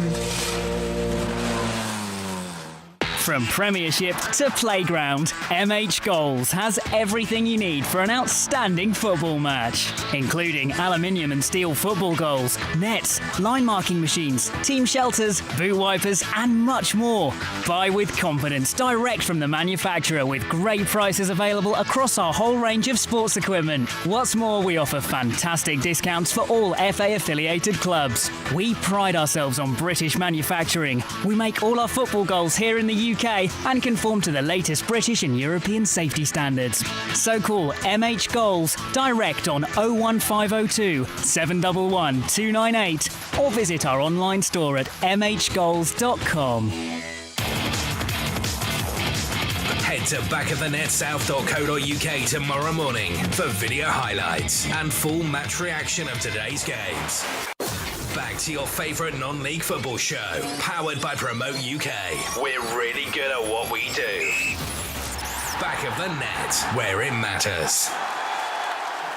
Welcome back to the show. Looking ahead to Leatherhead against Billericay in the FA Cup first round this afternoon. We've got Sammy Moore, the Leatherhead manager. Jack Midson is with us as well. We're delighted to say that Peter McGillicuddy is here too. We're going to speak to you guys some more about today's game before 12 o'clock. Right now we're going to hear from Anthony Limbrick, the Woking manager, as he looked ahead to their tie against Bury when I caught up with him yesterday. It's a big game on Saturday in the FA Cup with how well you're doing in the league and how well you've started since you've come in. Is it a welcome distraction to be playing cup football on Saturday? Well, I mean, listen, the Cup is a great competition for us, and when I first joined Woking, I knew that there was the expectation of trying to get a cup run in those competitions and the other cup competitions is really important for the fans and the history of the club. So we know how important these games are to try and get a run for the fans who really appreciate this competition and have got great memories from it. So in terms of a week off from the league is probably a good thing at the minute.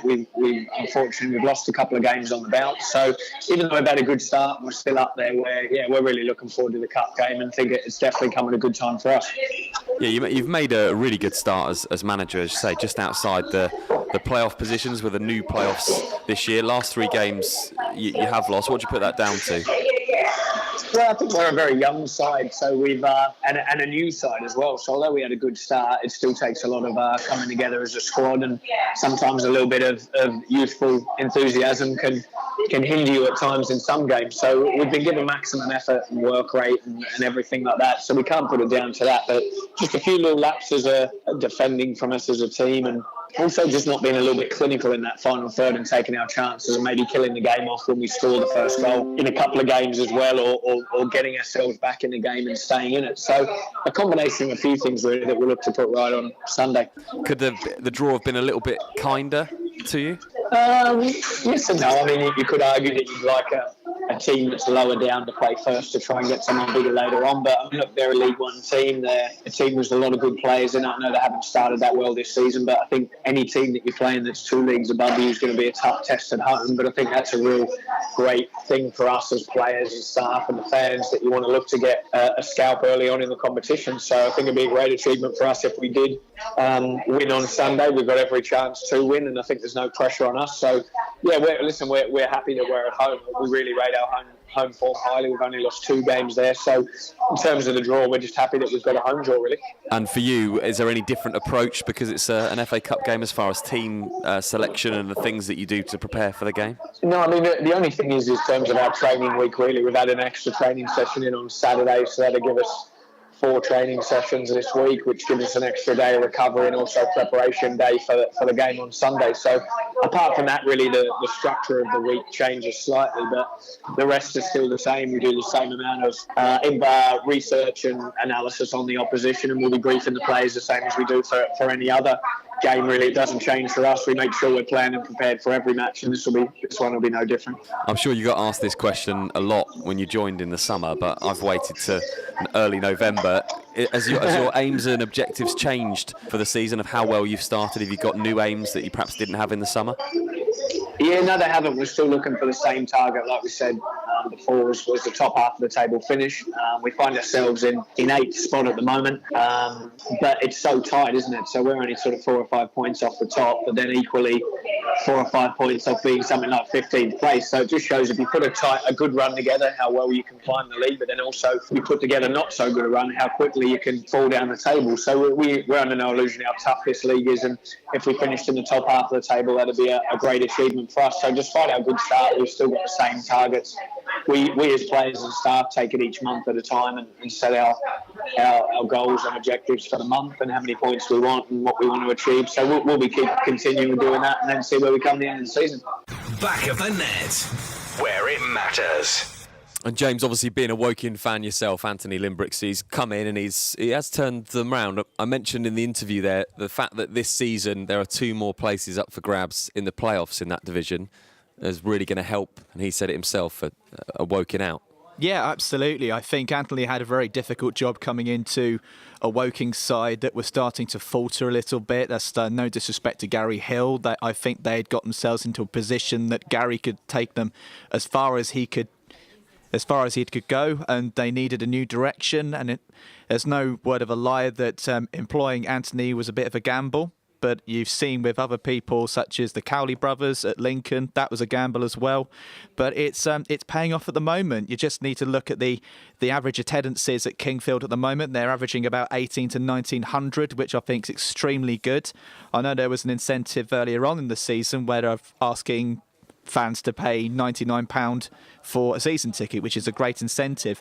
But with that in tow, the squad is completely different. There's only a few survivors from Gary's squad last season, and to be in 8th position when a lot of people were writing off Woking at the start of the season is a great achievement for Anthony and the backroom boys so far.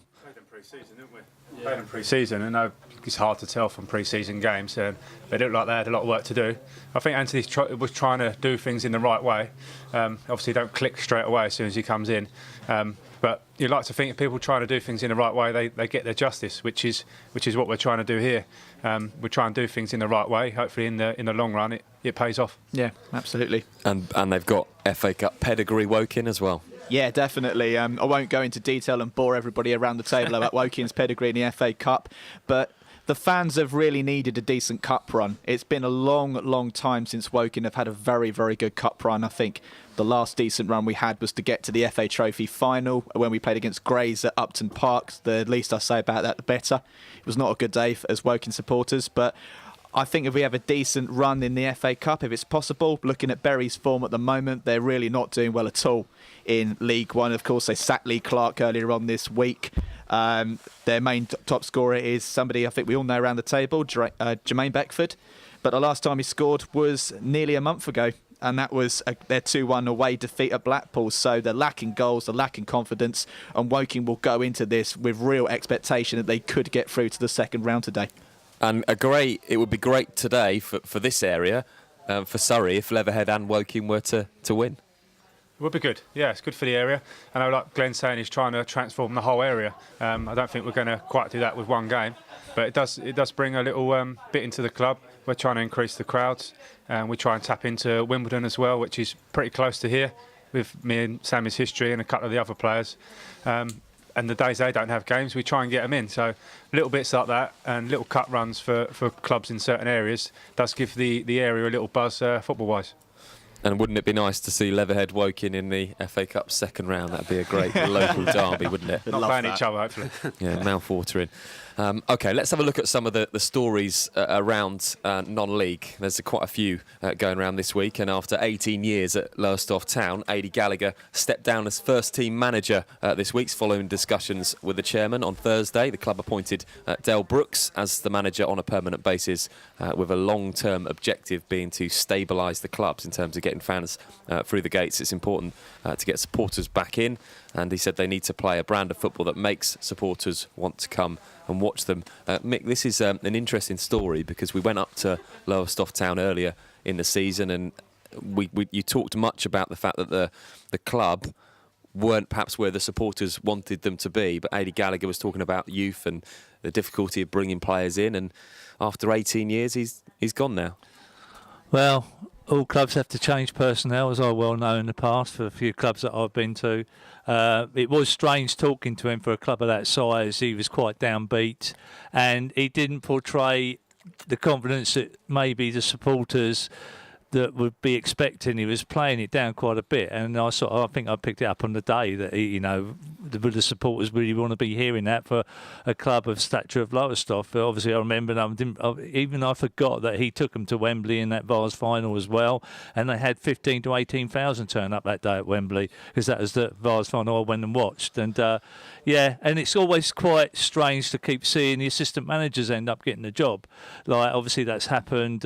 Where's that happened? It's happened just previously at another club in the Bostik League. Is it Brighton Sea? Not interim period, wasn't it? Well, yeah, but it's quite interesting to see. They've swapped Aidy, who's been there for 18 years. They put Dale in, I think, as assistant manager. Do they not come as a pair? I can never work this one out. When assistant managers get the first team job and they're part of the first team management, they're part of what's gone wrong or not happened, and then they end up getting the job. That's quite strange. Doesn't always work, does it? I'm thinking of Craig Shakespeare at Leicester. Yeah, a great example of that, really. You sort of come into a team, you then change the mindset of the players, the complete structure, and then, of course, 4 months down the line, you're at the door and sending in your CV for Burger King. And one of the other things that I wanted to mention this week, Hastings United, they scored 128 league goals last season, more than any other side in the top 8 divisions of English football. It wasn't enough to earn them promotion from the South Division. The club have decided this week they're going to be really patient because they've announced that their policy of investing heavily is over, and they're going to look to youth players to get them back into the Premier Division. They haven't been there since 2013, and they've been selling a few players off. it's a strange decision. Well, very strange. I wonder whether that's why Peter Salis is there, whether his connections in the pro game are going to help them get some of these youngsters in that are academy guys, possibly. You might know that, Sammy, he said they've got a lot of young players that they're going to bring through. I know he's worked with the likes of Millwall Academy and bits like that, so maybe that's what he's looking to do.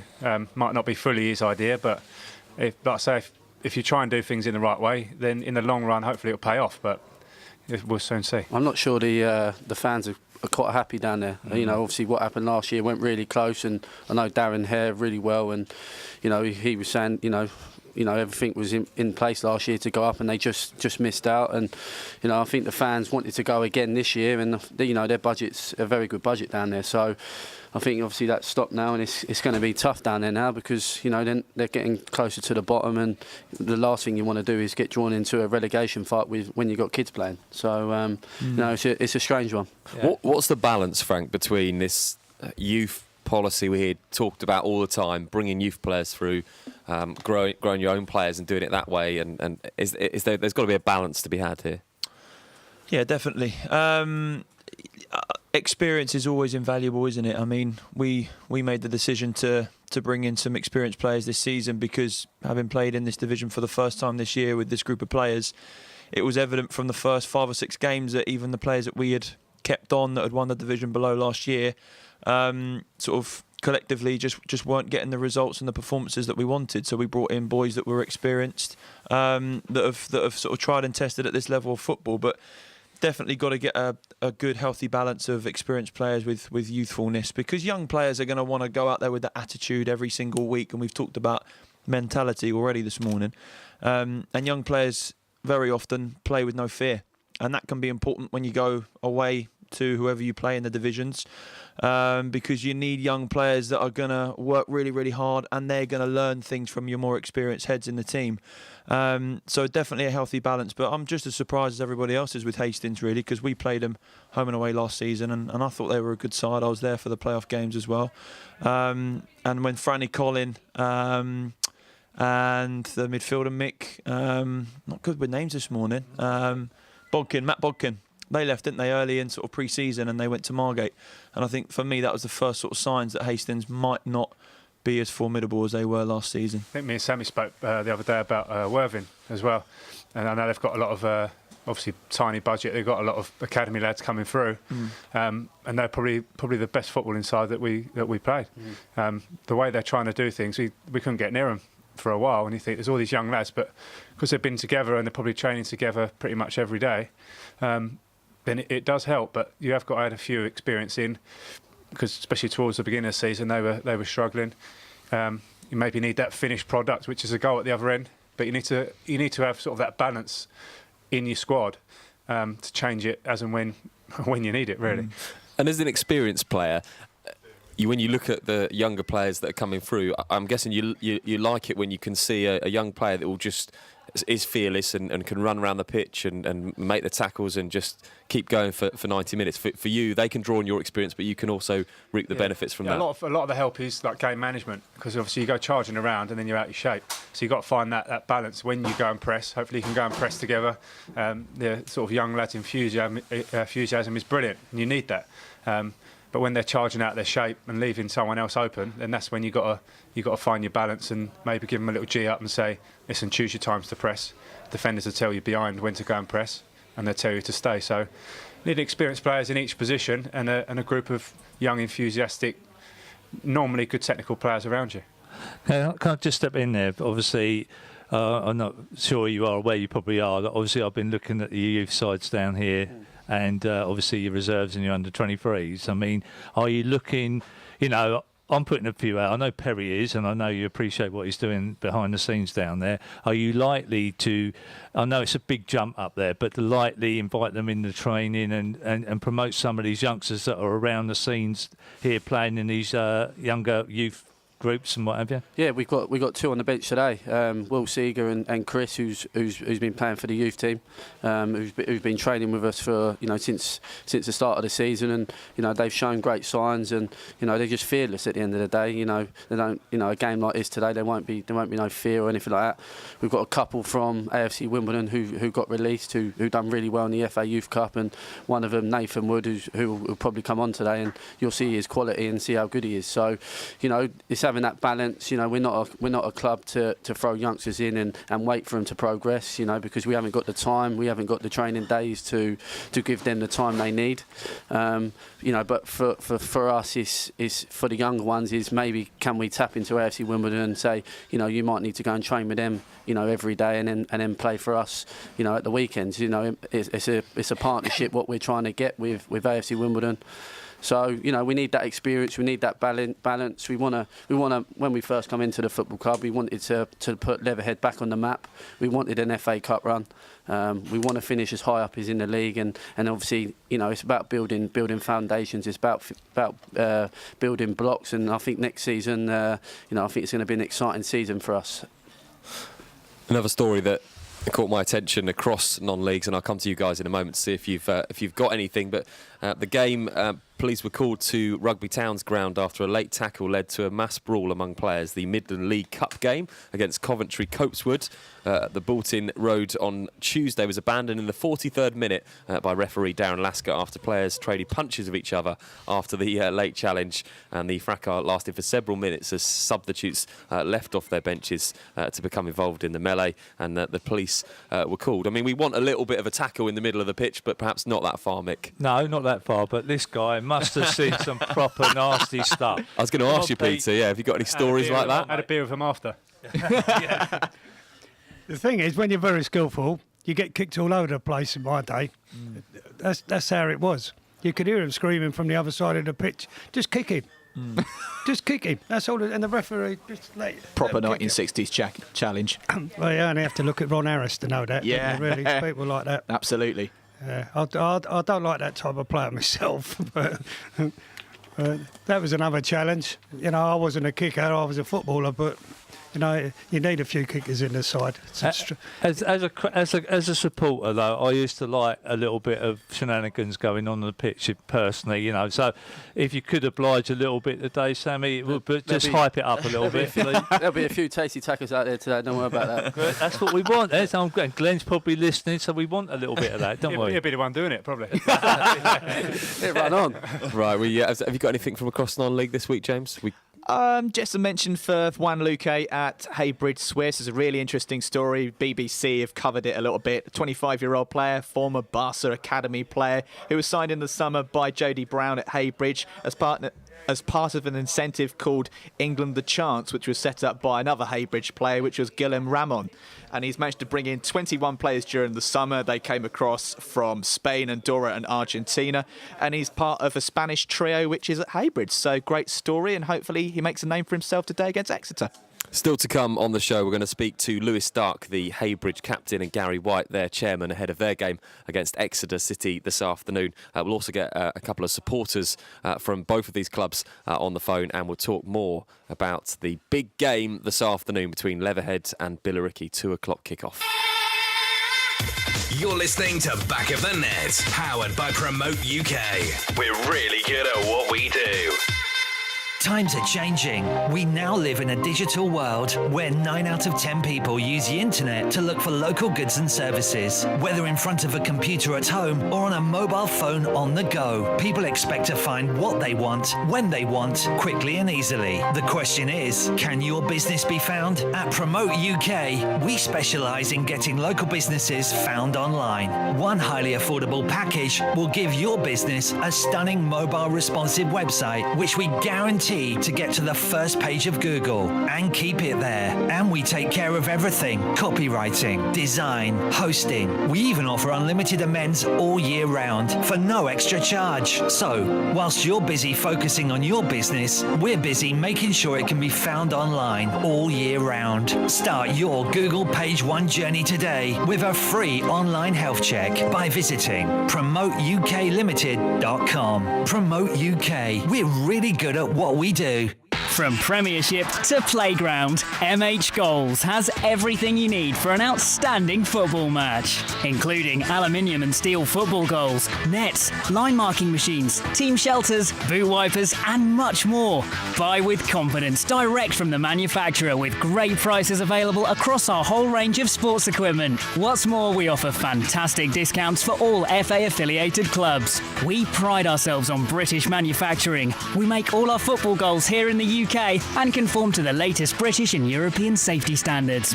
So call MH Goals direct on 01502 711 298 or visit our online store at mhgoals.com. Are you a budding footballer sitting your GCSEs next summer, wondering what to do next? Want to play football while studying for qualifications that will get you into university? Dorking Wanderers Football Club are now recruiting for their football academy for 2018-2019. Based at their brand new state-of-the-art Meadowbank Stadium, you'll be playing in the National Conference Youth Alliance against the best clubs in the area each week, as well as the prestigious FA Youth Cup. You'll be studying BTEC Level 3 qualifications, equivalent to 3 A-levels, alongside professional coaching from our UEFA qualified coaches. For information on trials and open evenings, visit dorkingwanderers.com/academy or email academy@dorkingwanderers.com. Head to backofthenetsouth.co.uk tomorrow morning for video highlights and full match reaction of today's games. Back to your favourite non-league football show, powered by Promote UK. We're really good at what we do. Back of the net, where it matters. So ahead of Heybridge Swifts' game this afternoon against Exeter City, I caught up with their captain, Lewis Dark, yesterday. All the boys are excited, so sort of starts here, sort of preparation for the game starts now, so we train this afternoon and then back to the hotel for a bit of dinner. So no, it's all, like you say, starting to get real now. We're obviously on the way down. What goes through your mind as a player? A few sleepless nights this week? You sort of try and run through the worst and the best scenarios to prepare you for the game. Obviously, a lot of the boys are not used to the big crowd, so it's just, you got to treat it as any other game. Prepare properly, don't change too much. I've got a few sort of superstitions I try and stick to. Just try and keep it as same as possible, really, to not sort of throw anything out of what you would do sort of for a normal Saturday game. And perhaps a little bit of extra responsibility today or tomorrow for you with the younger players. It is, yeah. Obviously, I've played a few games at this level, so I played League 1 to Conference, so I sort of know what's needed. And as one of the senior players and captain of the team, it's obviously sort of my job to go around and sort of just relax a few of the younger players and make sure sort of their minds are on the game and not to get too excited. So we know the first 15 minutes of the game's key, but what we've all sort of discussed is just stay in the game. You've always got a chance with our front three if you just stay in the game. And any dreams this week of scoring the winning goal for yourself? Not really myself, but a lot of people ring me and say, but I've sort of explained to them I very rarely go past the halfway line, but I'll be honest with you, I do have the occasional one. I have the one a season which flies into the top corner, so listen, if it was this Sunday, obviously it would be a dream come true, but very unlikely. I'm 33-1 on the betting, but I should probably be 330-1. Maybe we'll go and put a pound on. So as far as during a normal game, and I know that your manager's keen to say that this is a normal football match and it's the same as any other, but do you do a little bit of research yourself for the players that you're going to come up against in your position? He gives us a breakdown as per your position, the sort of player you're going to come up against, and sort of gives you a little insight into their strengths and weaknesses and what to expect. And so I do know the two boys I personally will be coming up against. So it just gives you a little bit of a mindset of what to expect on the day and a way to approach the game. So it does change a little bit, but nothing major, to be honest. Do the players have a lot of family and friends coming down for this game? We actually got an allocation of 350. I believe we sent about 60 tickets back. So I've personally got about 8 or 9 people coming down. But I think the sort of average within the squad is about sort of 15 per person. So everyone has got a lot of family and friends coming down. Obviously, it's a big day for everyone involved. So not many of the current squad are sort of played at this sort of level. First round proper is obviously a great achievement for everyone involved. So just want to make the most of it, and like I say, we want to give a good account of ourselves on the day. For the best highlights from across the Bostik leagues, visit youtube.com/backofthenet. Lewis Dart, the captain of Heybridge Swifts, and Jackie mentioned there something that we were talking about earlier on, and the responsibility that he has on those younger players. Yeah, and I think he's taken that on his shoulders. You know, you can be an experienced player and just sort of do it for yourself, but you know, you do have a responsibility for people do look up to you, whether you think it or not. You know, I've not played at, you know, League One, Championship or Premiership, but I've played at a good level, and these players are aiming for that. So, you know, they do look up to me, and you sort of realise and think, yeah, actually, I've got a responsibility here to show them you still need to graft, you still need to work, enjoy the good times, but then, you know, have a bit about you when the bad times come. We always say never too high, never too low. If they can sort of grasp them things and a few other things, then I'll be happy if I can help one lad to achieve something. And I know Mick's got 6 questions for you in a moment, Sammy, but one more that I wanted to ask you off the back of that interview is, you talk about team talks. How much difference can you make today in those final 10 minutes in the dressing room before the game? Have you thought about what you're going to say? And is that the real point where you can perhaps, if all the preparation's been done, but what you can do in those final 10 minutes when they come in after the warm-up? Yeah, you know, you can say a bit, but you know, I think for us as players and us as a squad, you know, we've already said our bit on Thursday. We know it's our cup final. We know what we need to do, and as you say, you can say all the stuff in the change room, but you know, once you cross that white line, you know, players need to make their own decisions, and you know, fingers crossed you know, there ain't any individual mistakes, and you know, we stick to the game plan and we go from there. So you know, I'll get them fired up, and you know, I'm sure Jack will as well, and I'm sure the senior boys will say their bit. But you know, once you cross that white line, it's 11v11, and you know, it's game on. I think it's slightly different from Sammy's point of view. Obviously, when we first started his first game coming in, he was buzzing around and he was doing this, he's saying all this stuff to do. And I said, mate, you're playing in a minute. I said, go and give yourself 5 minutes in your room, because you've got to think about your own game. He went, yeah, all right. So it's hard to find that balance, because you sort of give all that information, you think, well, it's different for us because we're actually playing. So you've got to find that balance of helping Managerial and then obviously thinking about your own game as well. And Peter, for you, can you remember back what words were said to you just before the game? Well, there was a lot of swear words. Bill Miller didn't really have a lot of things going on tactically, but he's a great motivator. What I would like to say to both Jack and Sammy today is good luck, lads. You know, cheers. Just enjoy it, because I mean, mine's 48 years ago. It ain't my day today, it's your day today, and let's hope you win. I think I've got another 48 years in me, I don't think. We're lucky to be alive. Tip me over the edge. Let's finish me off this game. All this anxiety, I don't think I won't be around for 5 years. Honestly, I really hope you win. You're going to have a hard game, you know that yourselves, but yeah.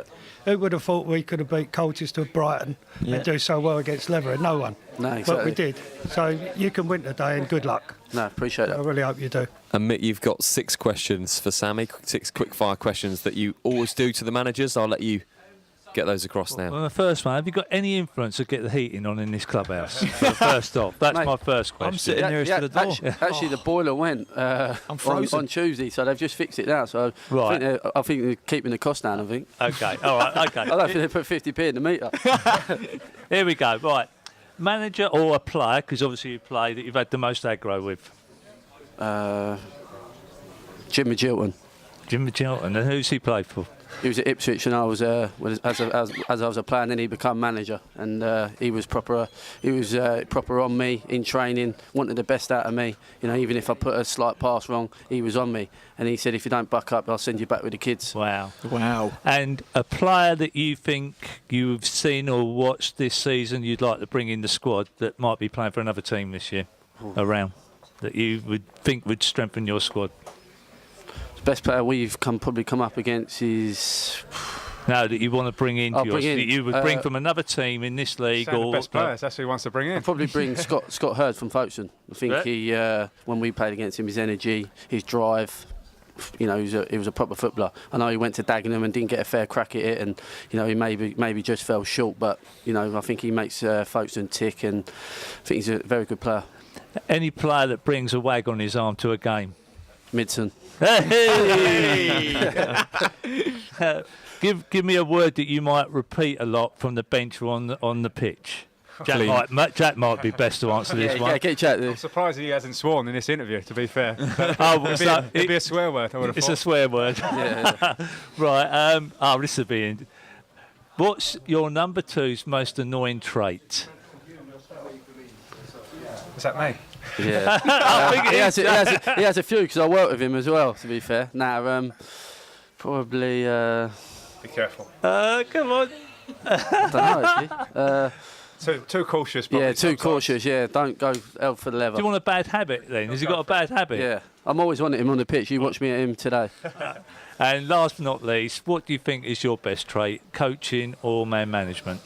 Coaching. Obviously, I've gone through my badges, and obviously I've seen a lot of sessions at pro level, and you always write down and stuff when I was a player, and you always think one day if you do become a manager, you can do these type of drills, and I set my team up, to have a go, and we'll be doing exactly the same today, and I just want to make players better. I want to move players into the program and have the career what me and Jack have had, because it's the best thing in the world to be a pro footballer. It's like going out in the playground with your mates every day, and just to improve. And I always say to our players, you're only a footballer for 10, 15 years, luckily, if you're that. And, whatever you put in is what you get out. So, you hear me say that a lot, and, fingers crossed we can do the business. Thank you, Sam. Right, let's get a supporter of Leatherhead on, and I think Dave's on the line now. Very good morning to you, Dave. Are you there, Dave? We did have Dave on the line. I'm not sure he's there at the moment. We were trying to get a supporter from Leatherhead and a supporter from... Hello? Hello, Dave. You're there. Yeah, hi. Can you hear me? Yeah, I can hear you. So, Dave, we were just talking about the game. Obviously, massive game today. How do you see it going? The first thing is absolutely really excited, a bit nervous about it, apprehensive. But I think it's going to be a really tight game and not many goals in it. But I fancy us. I really do. If we play like we played at Margate, which seems a long time ago now, but I think we'll be all right. But just want to get on with it now. Is there anything, we always ask this question, is there anything as a supporter, when we support our teams, there's always something that's a bugbear or something that you'd change if you were the manager? Is there anything you would change about the way your team are playing this season if you had the reins? Well, I think, and we've talked about this in sort of fans forums and stuff. We lost a really good striker earlier in the season, Cheeky, who went to Dagenham, and we haven't really replaced that firepower to help Jack up front. So, I know that we've signed a guy, Orlando Smith, recently, but I think he's cup tied. But I think it's just that firepower, because if you look at our early rounds in the cup, we were banging the goals in. We won 6-0 and 5-2. And it's just got a bit tighter since then. So I know Sammy's working on that, but yeah, we just need a little bit more firepower. And finally, score prediction for today. Then, what do you think is going to happen? We're going to win 2-1.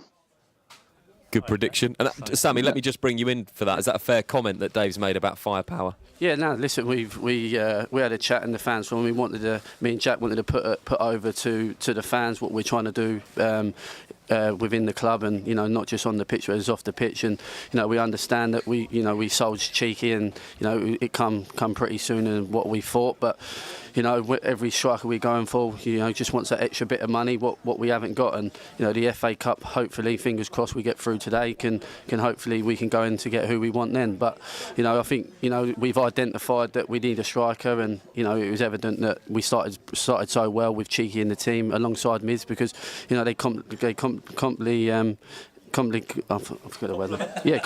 That's one.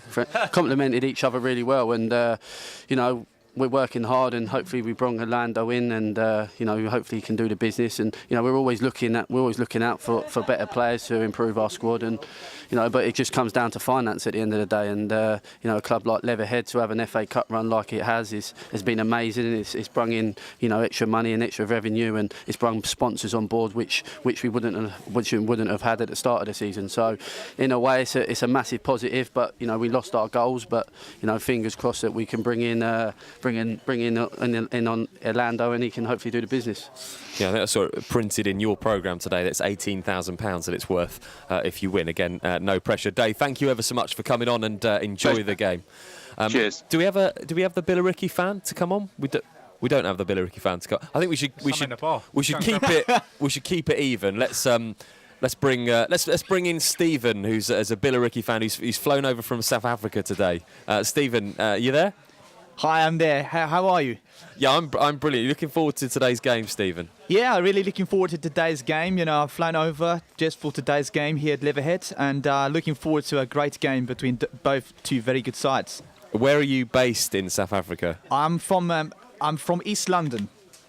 Okay, and have you flown over this morning? Where are you from? No, I flew over last night, and I've only got here sort of early hours of this morning, so I need to go to bed. But I'm too excited to go to sleep, so it's going to be good. Score prediction? I reckon score prediction today will be 3-1.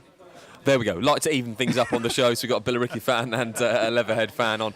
Listen, thank you ever so much, Sammy and Jack, for coming on. Thanks Best of luck. us, guys. All right, cheers. Good luck, boys. Enjoyed it. Cheers. Good luck, guys. Thank you to Frank Wilson and James, now Billericay fan. Mick Sullivan, as always, producers Remy and Luke, and Peter. Thank you ever so much for coming on the show. I think it's only fitting that we end this show with that moment just once more. And Leicester uncertain at the back. That was Lavers, McGillicuddy, and it's there! The Arrows have taken the lead through Peter McGillicuddy, the man who very nearly didn't play. 12 minutes gone, and the shock result is on. Leicester didn't get the ball away, and when the cross came over, McGillicuddy finished it off. So Leatherhead, the side who put 2 league clubs out already, are threatening to strike a third and even more staggering blow. Sounds so good. The commentary from John Motson, a fitting way to end the show as well. Don't forget full live commentary of this afternoon's game, Back of the Net South, on our website, and you can get that from 1:30. You can also watch on Twitter as well. Back of the Net, powered by Promote UK. We're really good at what we do. Head to backofthenetsouth.co.uk tomorrow morning for video highlights and full match reaction of today's games. Back of the Net, where it matters.